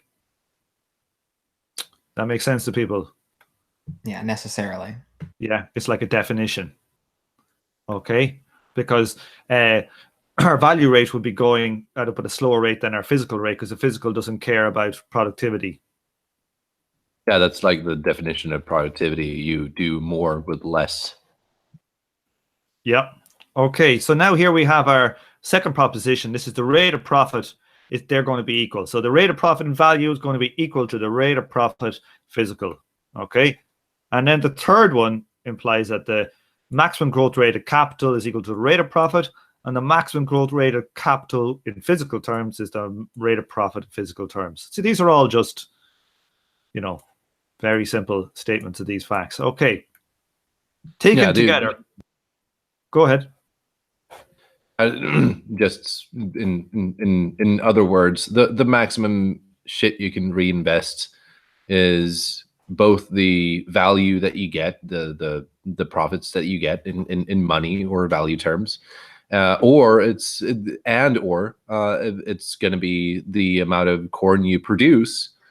You know, if you reinvest all of that into producing next year's corn, then those two are necessarily equal, whether or not you do it in value or physical terms. It's just restating what you did, but with more sort of colloquial.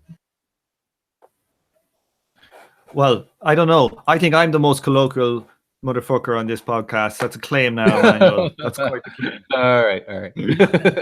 Hey, I form neologisms. I don't rely on colloquialisms. Okay, I got my bong rips. Okay. I got my, Okay. you know. Anyway. I haven't heard any bong rips today, so I'm skeptical about that. Now, okay, so taken together, right? We got a few equations here. Actually, this stuff probably works very badly on a podcast. So No. This is important, right? Like, this is the logic. This is a logical argument. It's exciting. I know. Maybe I won't put this in when I edit down, but it's definitely good for the pure souls on the YouTube channel. Without doing the maths thing, they are super clear if you can see them, but many listen to the audio. Number one is saying that productivity is a thing wherein you produce more with less. So there's going to be less value invested than you're going to get in physical output, right? And then there is a rate of profit in value terms, which is going to be the same thing as your rate of profit in physical terms, i.e. if you get 20% more corn than you initially invested, that's the same thing whether or not you count corn in dollar terms or labor time terms, or if you count just your amount of bushels of corn. And then you have the thing where the maximum rate at which you can expand corn production is going to depend on you know, the physical amount of corn that you can produce, and you reinvest all the corn you get. You take all of that and you reinvest it, or you take all the value and the dollars and you reinvest that. That's the three things, right? And these are supposedly, you know, they're all true by definition. They all seem perfectly reasonable, and the intuition here is that they're gonna make sense in conjunction. You can have all three, and Kleiman is going to say, no, you can't. So the problem here is with propositions 2 and 3 together, they make up one cohesive unit. And then with proposition 1. So yeah, so proposition 2 and 3 imply that the maximum growth rate of value capital is equal to the value growth rate of capital in physical terms. But we just actually previously just denied that, and in this one, yeah, proposition 1. So it's like immediately you've got three simple propositions. When you write them down in clear math and do just very basic greater than or equals, the whole thing falls immediately apart. Oh, It's yeah. kind of staggering. What else is cool is, yeah, he's going through, well, let's affirm 1 and 3. Well, then, 2 can't be, right? Well, let's affirm 1 and 2. Well, then 3 must be false. So, yeah, it's just a complete, like, you can pick 1 or 2 or 2 and 3 or 1 and 3, but you can't have all 3 of them. And, even without going into all of this stuff with the jargon of these tables and all this stuff, when you just write down what you're going to say, what the tables imply, and you just write them down in simple one-liners, it's only one line of logic to show that it's wrong. Yeah, I actually think that this is way easier than comprehending a table, even by audio. This is just 3 conceptual relations you got to hold in your head. I suppose one of them is a joint conceptual relation because it's a conjunction, but whatever. The point being that, like, these logical relationships, to me, are abstractable from mathematical context sometimes. I mean, this is a form of mathematical logic, but it's not like we're dealing with a mathematical example. I think this stuff can be very useful, and that's what ultimately convinced me that I understood any of this, is because, I was at least familiar with logic. Like, I wasn't familiar with all the math that you might want in in economics, but I knew my logic. Like, yeah, like, I think in this example, like, I don't think you need anything more than, like, you don't need even like a high school math to understand. I don't think this argument, like, this argument is like, if you're able to do, like, solve 2 simultaneous equations, that is more difficult than this, right? Finding the square root of a quadratic function is a lot more difficult than this. That's what staggers me. Like, even if you're not good at math person, this stuff is just like, it's just like a slap in the face with a wet fish. Yeah, but like the thing here is that they're all perfectly reasonable and intuitive propositions and definitions. But like, my take from this, he shows that you can only have 2, but you can't have 3. You cannot have all of them. To me, what is important for the sort of core thing about Marxist theory is that, either productivity is a thing or it's not, right? Either it's a thing that you can get more output of corn with less investment, less initial investment. That's what productivity is. In which case, it can't be like just from that thing. If you believe that productivity is a thing, which Marx, indubitably does, and I don't think anyone could disagree with him there. If there's an inequality between the value invested and the physical outputs, then that necessarily means that, an equal relation between physical outputs is impossible. You've stated that. If you believe, productivity is a thing, then you have to sort of, you have to go with that. You just can't ignore the fact that there's an unequal relationship between the value invested and the actual amount of corn that you get. That's sort of.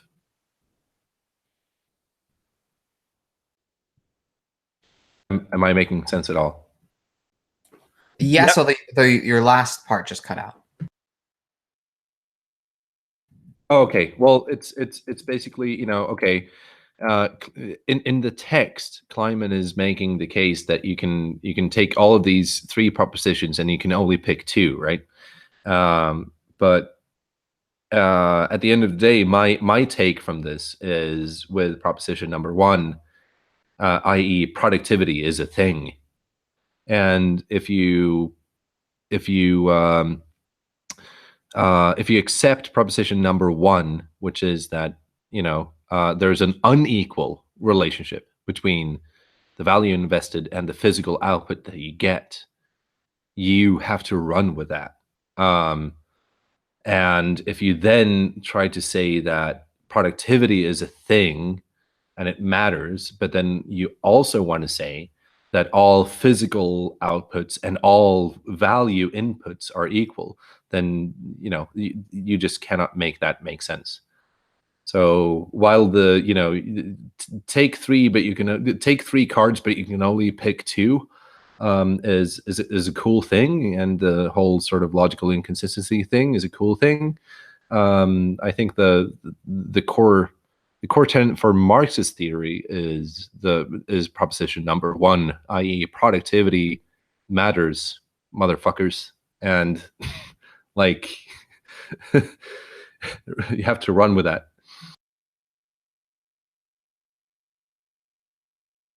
Yes. Yeah. Okay. Well, I think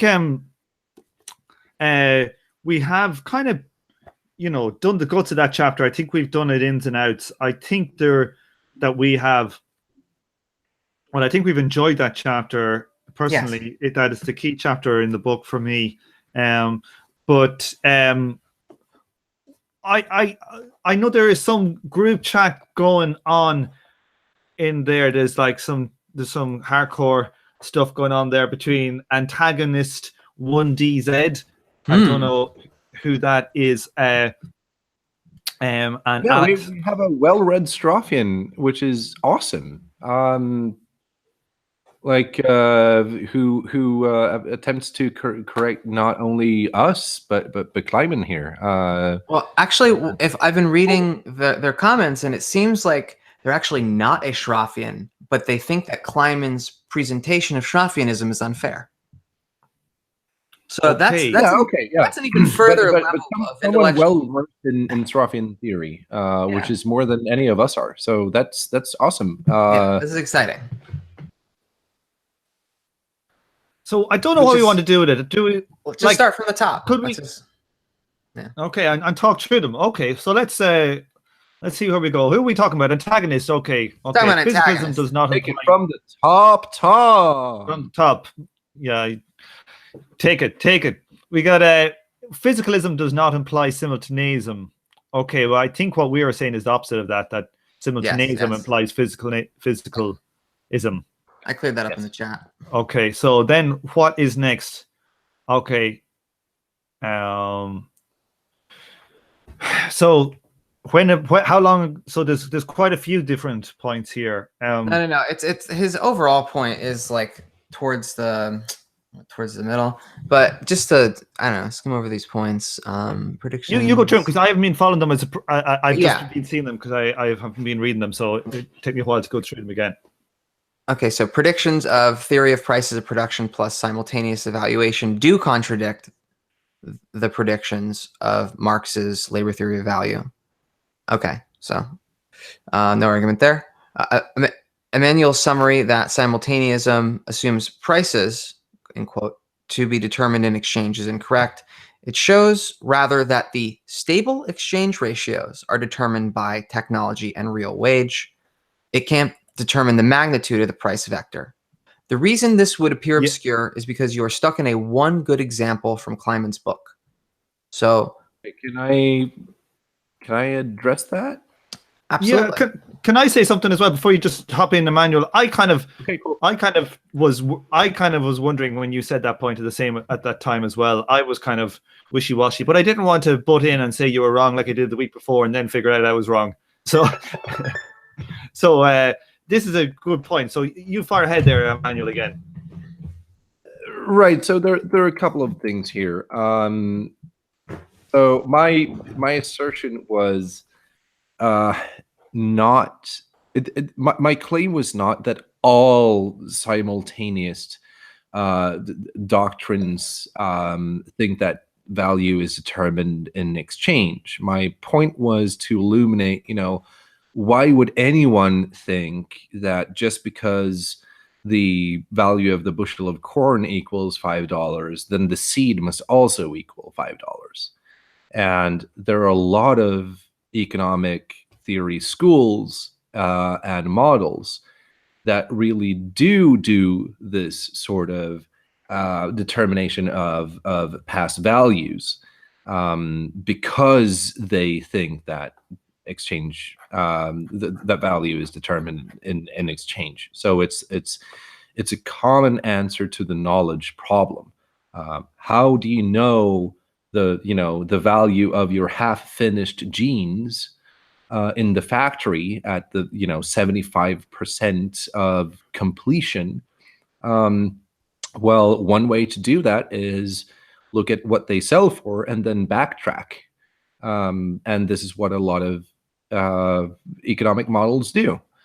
So it wasn't saying that all simultaneous, or that was not my intention to say that all simultaneous models assume that value or prices are determined in exchange. It's rather that all models that do so inevitably become simultaneous, because they determine that they backtrack into the past and project current prices onto the past, which is a simultaneous thing to do. The second part here, the second thing is the quote. It shows rather that the stable exchange ratios, this is in bold or in stars, it's emphasized.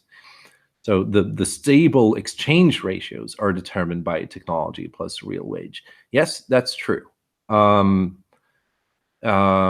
think that's true under. I think that's explicitly true under Sraffa. I'm not familiar enough in the details of his theory to say that, but yeah, I think that's the central claim of simultaneous valuation. I think Kleiman does the same characterization.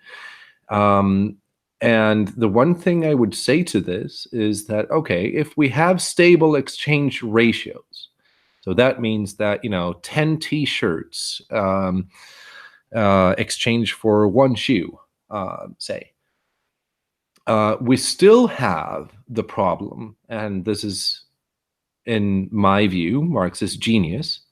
It's still the case that 10 t-shirts and one shoe then are equal magnitudes of a third thing, which is neither the t-shirts nor the shoe. And the question is, what determines the third thing here? What determines the magnitude that both of them share? And to me, this is where Marx's theory takes its standpoint, and why the third thing argument, as it were, really matters. And it seems to me that as soon as you talk exchange ratios, whether or not they're vectors and things that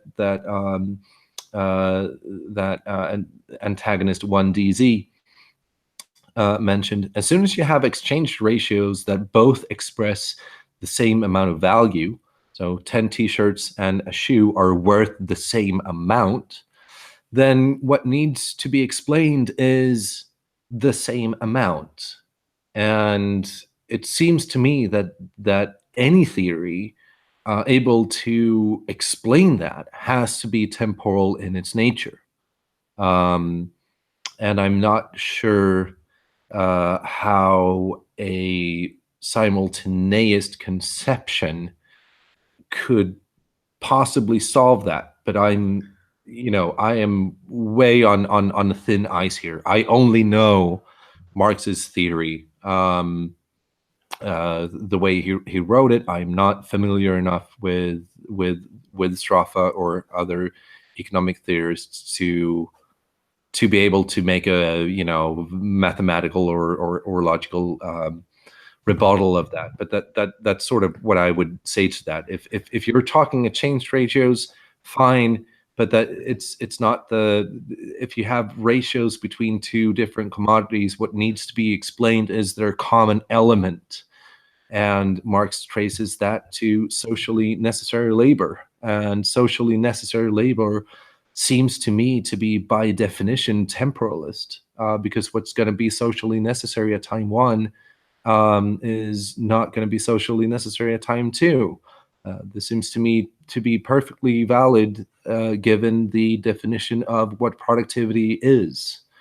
I don't know how to make sense of a conception of productivity that is abstracted from or independent of time.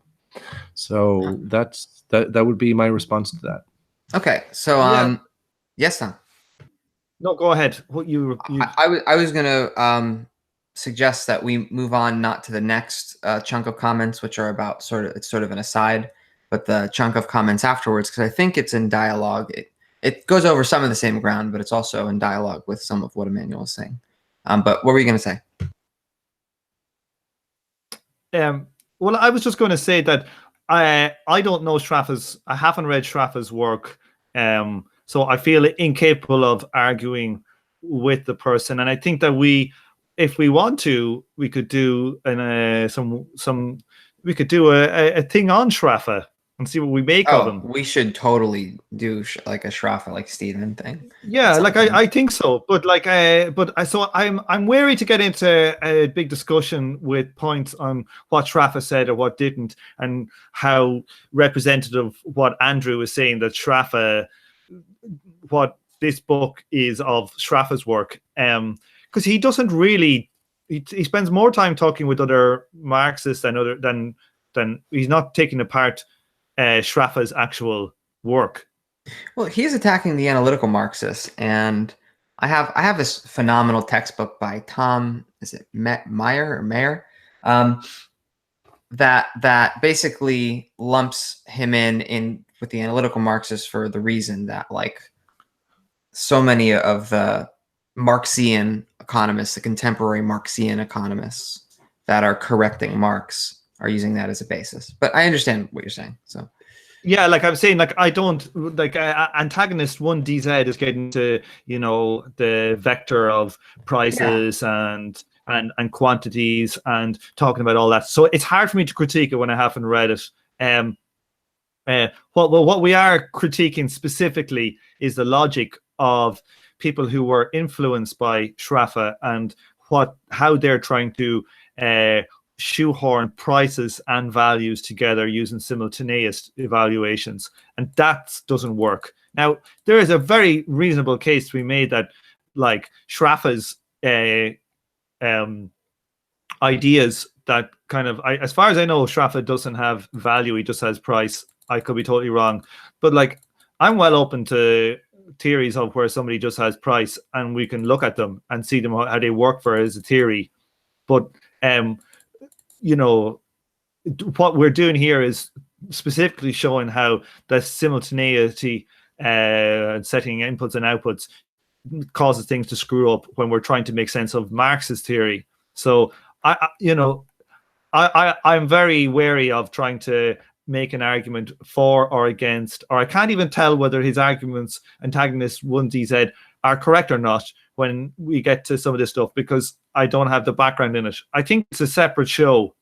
That's my instinct. I don't know what people say. Are people saying, what do people think?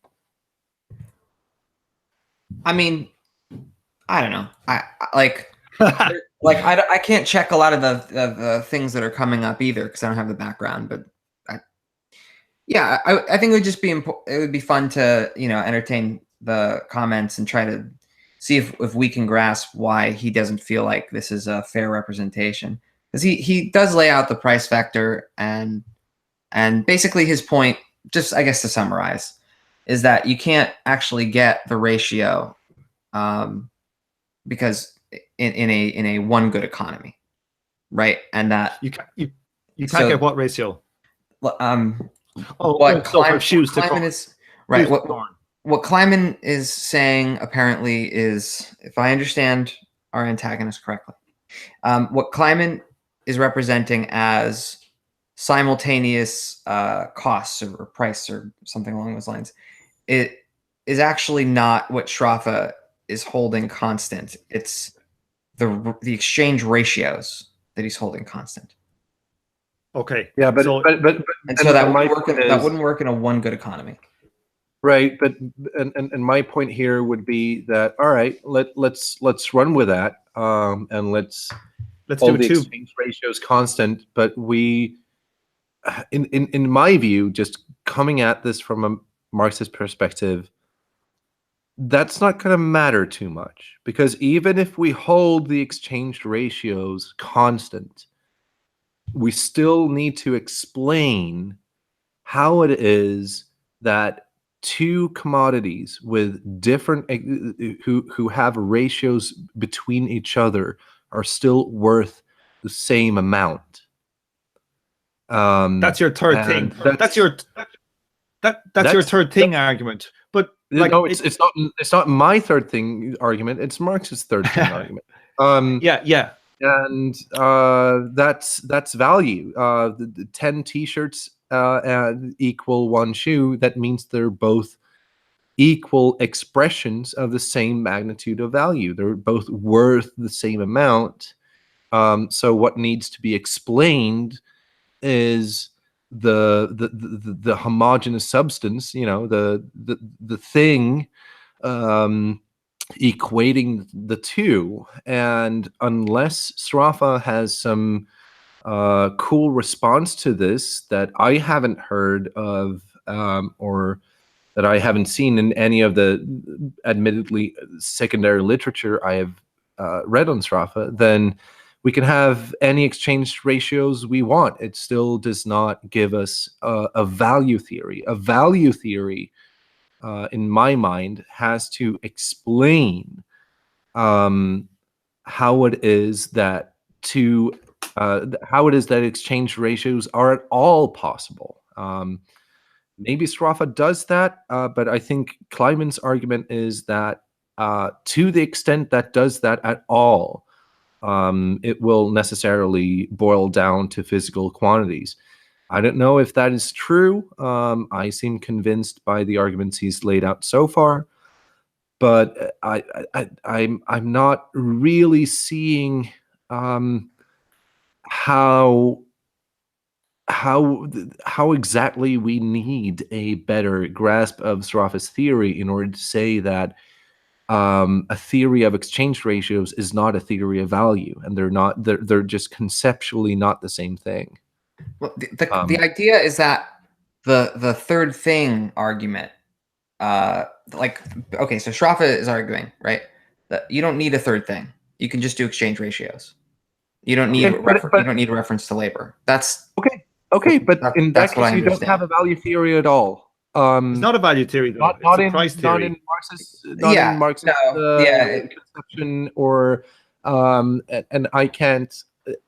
I'm gonna go out on a limb here and say that, okay, if you still need convincing about this, I have a document that I wrote for this group called The Fifth Thing on the Fourth Thing on the Third Thing. If you want me to send it to you, I'd be delighted to do so. But I can see not only how it's, specific to this is not, in my mind, specific to Marxist theory. In my mind, this has to be addressed by any theory that attempts to explain it. I don't see a way around the third thing argument at all. But I will grant our antagonist that if you do not accept the third thing argument, then yes, Marx's theory is false. The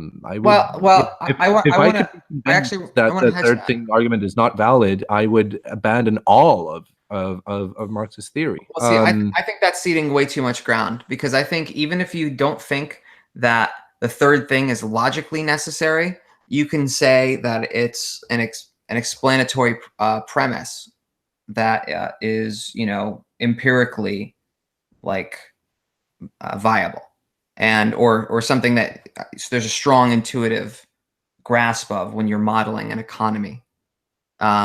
Well, you can use. I would not agree with you there, Lexi, but I think that is that is a different show. As a matter of scientific analysis, it doesn't force you to use. What it does is that it means that you don't have to use reference to labor value to do economic science. But I don't think that means that there's no reason to look to labor to try to explain the system, the way that the emergent forces in the economy work. Like, I understand the counter argument, but I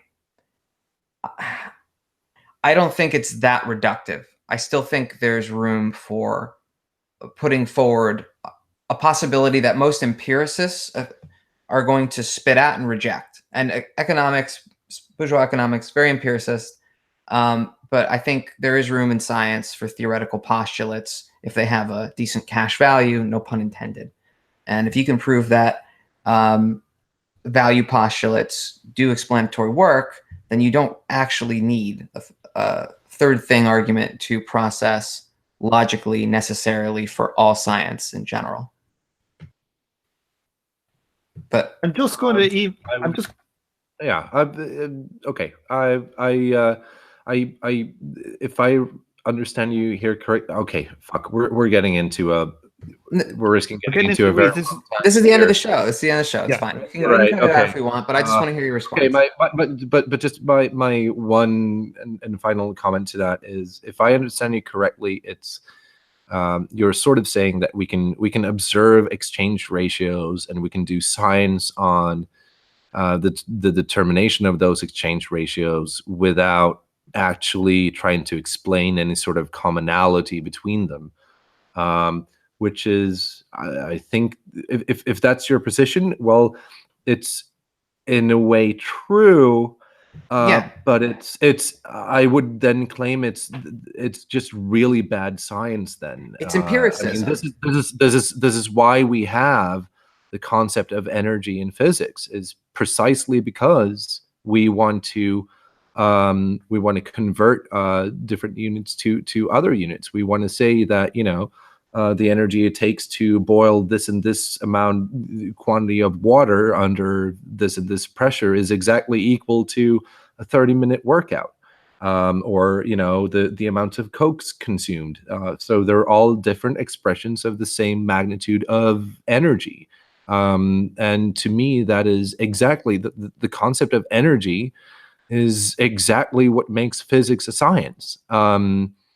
And sure, you could compare ratios between kilocalories and, you know, masses of objects and the orbits around planets, etc., without thinking of a common substance, or without having the concept of energy at all. But I would just argue that the entire field of physics would be much worse off and standing on much thinner theoretical and philosophical ground if it didn't have a third thing, namely energy, to explain all of these different phenomena. And a lot of Marxist critiques of bourgeois science is not that it's all wrong, but that it's incomplete. And so I think that, you know, that sits well with me. Like, that if you really want like a full view of this, you really do have to look at labor. But not, you know, but it's not the only way to do science. You can focus in on something else. But if you want the broader picture, that's my intuition. Yeah. Well, like, let me just put it like this. You know, I really hate Jeremy Clarkson, and I really like Marx. You know, Jeremy Clarkson. Huh? Who's Jeremy Clarkson? He's one of the Top Gear guys. Does anybody know Top Gear? Okay, I know Top Gear. Yeah. Oh yeah, right. Okay, so he's an old dude, right? Yeah, the tall one. I really fucking hate Jeremy Clarkson, right? But I really hate Jeremy Clarkson. Oh my god, I hate Jeremy Clarkson, and I really like Marx, right? And, you know, can I scientifically put together I hate to love ratio between them two guys? I can't wait to see where this is going. Can I put together a ratio like between, do I love Marx more than I hate Jeremy Clarkson? You know, I don't think there's a scientific answer to that, but you can put a ratio on it. You know, and I think that's kind of along the lines of Schrafa's critique, that you can put ratios on things. Oh, I don't know. That's there's something more physicalistic and materialistic about Schrafa, in that you can count the material things. But hey, Tom, I think you accidentally explained exactly why I think Baum-Bauwerk and most Austrian economists are actually crypto-physicalists. because of that exact argument. Because as soon as you do away with any sort of unified thing that needs explaining, and all you have is subjective valuation that gives rise to these spurious exchange values. And not to say that, you know, Sraffa has, in Sraffa's model, exchange ratios are spurious, but like if you don't explain the common magnitude across okay, so you like Marx, but you hate Jeremy Clarkson, so you would rather have, it would take 250 Jeremy Clarkson to compensate for one Marx. All right, well, okay, then there seems to be something that is 250. I'm talking about my hatred. You know, how do I equate my hatred with my love? Well, do we have commensurate units of these things? No, you don't. But that's kind of the point with Sraffa. You have no commensurate units. Yeah, you just have, you're comparing shoes with horse manure.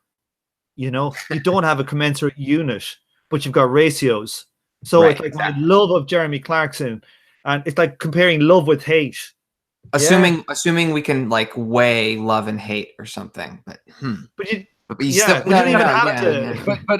Right. Or units of hate, units of love. Right. Here's the thing that sort of makes this tick is that if we accept that we would do a theory where we could, if it were at all possible to weigh love and hate, this is what the Austrians think, right? So if it's at all possible to compare different subjective values in quotation marks here, with each other, then they must share a common element. If it's at all possible to stipulate ratios between things, then there must be something which is neither love nor hate that they share in order for you to do so. And if that's not the case, then what you're stipulating is kind of what I did in my paper. Like you're comparing, 10 washing machines equals 1/3 the color green. Like it just doesn't make sense. In order for us to make sense of the ratio 10 washing machines equals 1/3 of the color green, if that's empirically the case somehow, then we have to find something that unifies the color green with washing machines in order for that ratio to even be logically possible. For a complete understanding, I agree. Yes. Yeah, but like with Antagonist just came on here, he says, yes, you do have a commensurate unit with Sraffa. It's the price. You know, it's given by your price numeraire of choice. So there's only price. There's only price. Cool. And Marx says price is the money name of value, right? Okay, so we're all in agreement there, and Marx is in complete agreement with that in chapter 3. This is why Marx says that price is the money name of value, and he doesn't say price is the money name of exchange value. It's precisely because prices, when they equal value, are the third thing. Right, but the idea here is that the price numeraire of choice, meaning not necessarily labor power commodity, right? So you can have you can explain things with an oil price numeraire, if I'm understanding him correctly, or a corn price. This is where you get the corn theory of value models, if I'm not mistaken. Right. Okay. Yeah. Okay. So then you just ignore half of chapter 1 of volume 1, or you don't think that Marx chooses gold. That part of volume 1 holds because okay. Cool. All right. So we'll get into that. We'll get into. I think that's worthwhile. That's a worthwhile investigation of the critique, and I think we can elaborate another time. I really want to thank Antagonist for bringing the heat. That was a great challenge. I'd like the Antagonist to send me an email. Put my email in the chat there. Send me an email of things that you think are like worth discussing with respect to the book that we've done. If you think if we think that let those send me your critiques, and I'll have a good proper look at them, and we will deal with them. And if we don't deal with them in this series, one thing I would like to do is a series on Shrafa. I think series on Shrafa, the TSSI, and the econophysics. I think there are three good ones to do. There'll be three that I'm interested in doing. It's not a thing where I want to cut off any discussion, but it's just like, we're not going to talk clearly about the thing until we've read it. And it's 3 hours or 2.5 hours, however long we've been on. It's time. Yeah. I'd like to say thanks to everybody for coming on the show. Let's see, who else do we have in the chat? We give him a shout out before we go. Yes. Okay, let's start from the very top. Let's see, Tom O'Brien. Hi, Tom. He's quite handsome looking in that picture. I like that guy. Then we've got Data Lore. Data Lore. I think every appearance so far in every show. Yeah, respect Data Lore. Either a real hardcore Marxist or just some kind of a masochist. A cheers out there to all of the Star Trek Next Generation fans who are also into Marxist value theory. What up? I just watched Chain of Command last night. God, what a... Oh man, is that a great episode? It's probably Which the one best. is Chain of Command? That's the one where Starfleet replaces Picard as captain of the Enterprise. That's the concept of the episode. That's not a spoiler. And he turns him down. Is it? Well, without spoiling too much, he gets captured, and so there's a very famous interrogation sequence in the second part. As far as I'm concerned, it's the best 1 and 2 that I've seen in the whole series, including Best of Both Worlds. I love Best of Both Worlds, but this is I don't know. Is that the Borg? Is that the Borg? That's the Borg episode, which is the other contender. The Borgs are all the best. So the Borgs are always the best. This episode of Chain of Command is like the other big traumatic moment for Picard, where you really see his his human side, how. Okay, well, let's keep going. Why did we talk about Star Trek? Why Data Lore? Are we talking? Well, Data and Lore. Okay. So Lore is Data's evil twin brother. Oh, twin. Yeah. Della Terra of the Earth. Indeed. Data Lore, Della Terra. I thought it was something else. Ah, yes, Data Lore. Very good. I didn't even cop that on. My God, and I am a Star Trek. I'm not as nerd. I don't remember the name. I hope we get a person in the chat whose name is the Crystal Entity. That would be fucking awesome. Oh dear. What about so we got Benjamin Hanshu making another appearance. Antagonist 1DZ. Thanks for that stuff. It's really good, but we will do stuff on this. I think I'd like to. Erica, back again. Hello. Hopefully she's paid her library fees. Alex, of course, who was on, is still on. Is he still on? I think he is. Yeah, I'm still here. Hey, hi, Alex. Hey. I'm here. Yeah, I'm in the keep chat it too. In the chat's getting owned by antagonists. So bringing the Marxist fight to the chat. Yeah. We got 5-star. I've got a little 5-star. 5-star. One of the world's greatest ever pop bands. There was a good back and forth on Cockshot's empirical claims, which right. I think there's going to be a chapter on stuff like that in this book coming up. Yeah, absolutely. Yeah. We also have Melmoth and Constantine something. I can't pronounce your second name. Sorry, it's Cyrillic. Who else do we have? I think that's about it, everybody. Right. Will we say goodbye to everybody? I just want to give again a special shout out to Erica. Who is fucking awesome, and you tried to keep up with the maths in the chat, and that was awesome. And keep doing your awesome stuff. It's always great to have you in the chat, and I'm looking forward to if you can fish out and copy those pages that we talked about last time. So yay, Erica! Yeah. Okay, everybody, I'm going to say goodbye, and we're going to take it offline now. So thanks, everybody, for listening. And God damn it, this show will take a hell of a long edit. It's been definitely the most rambly by now, and definitely the most visually goddamn annoying. Okay. All right, everybody. Cheers for coming on, and cheers for listening. Yes. Bye. Happy weekend. Bye.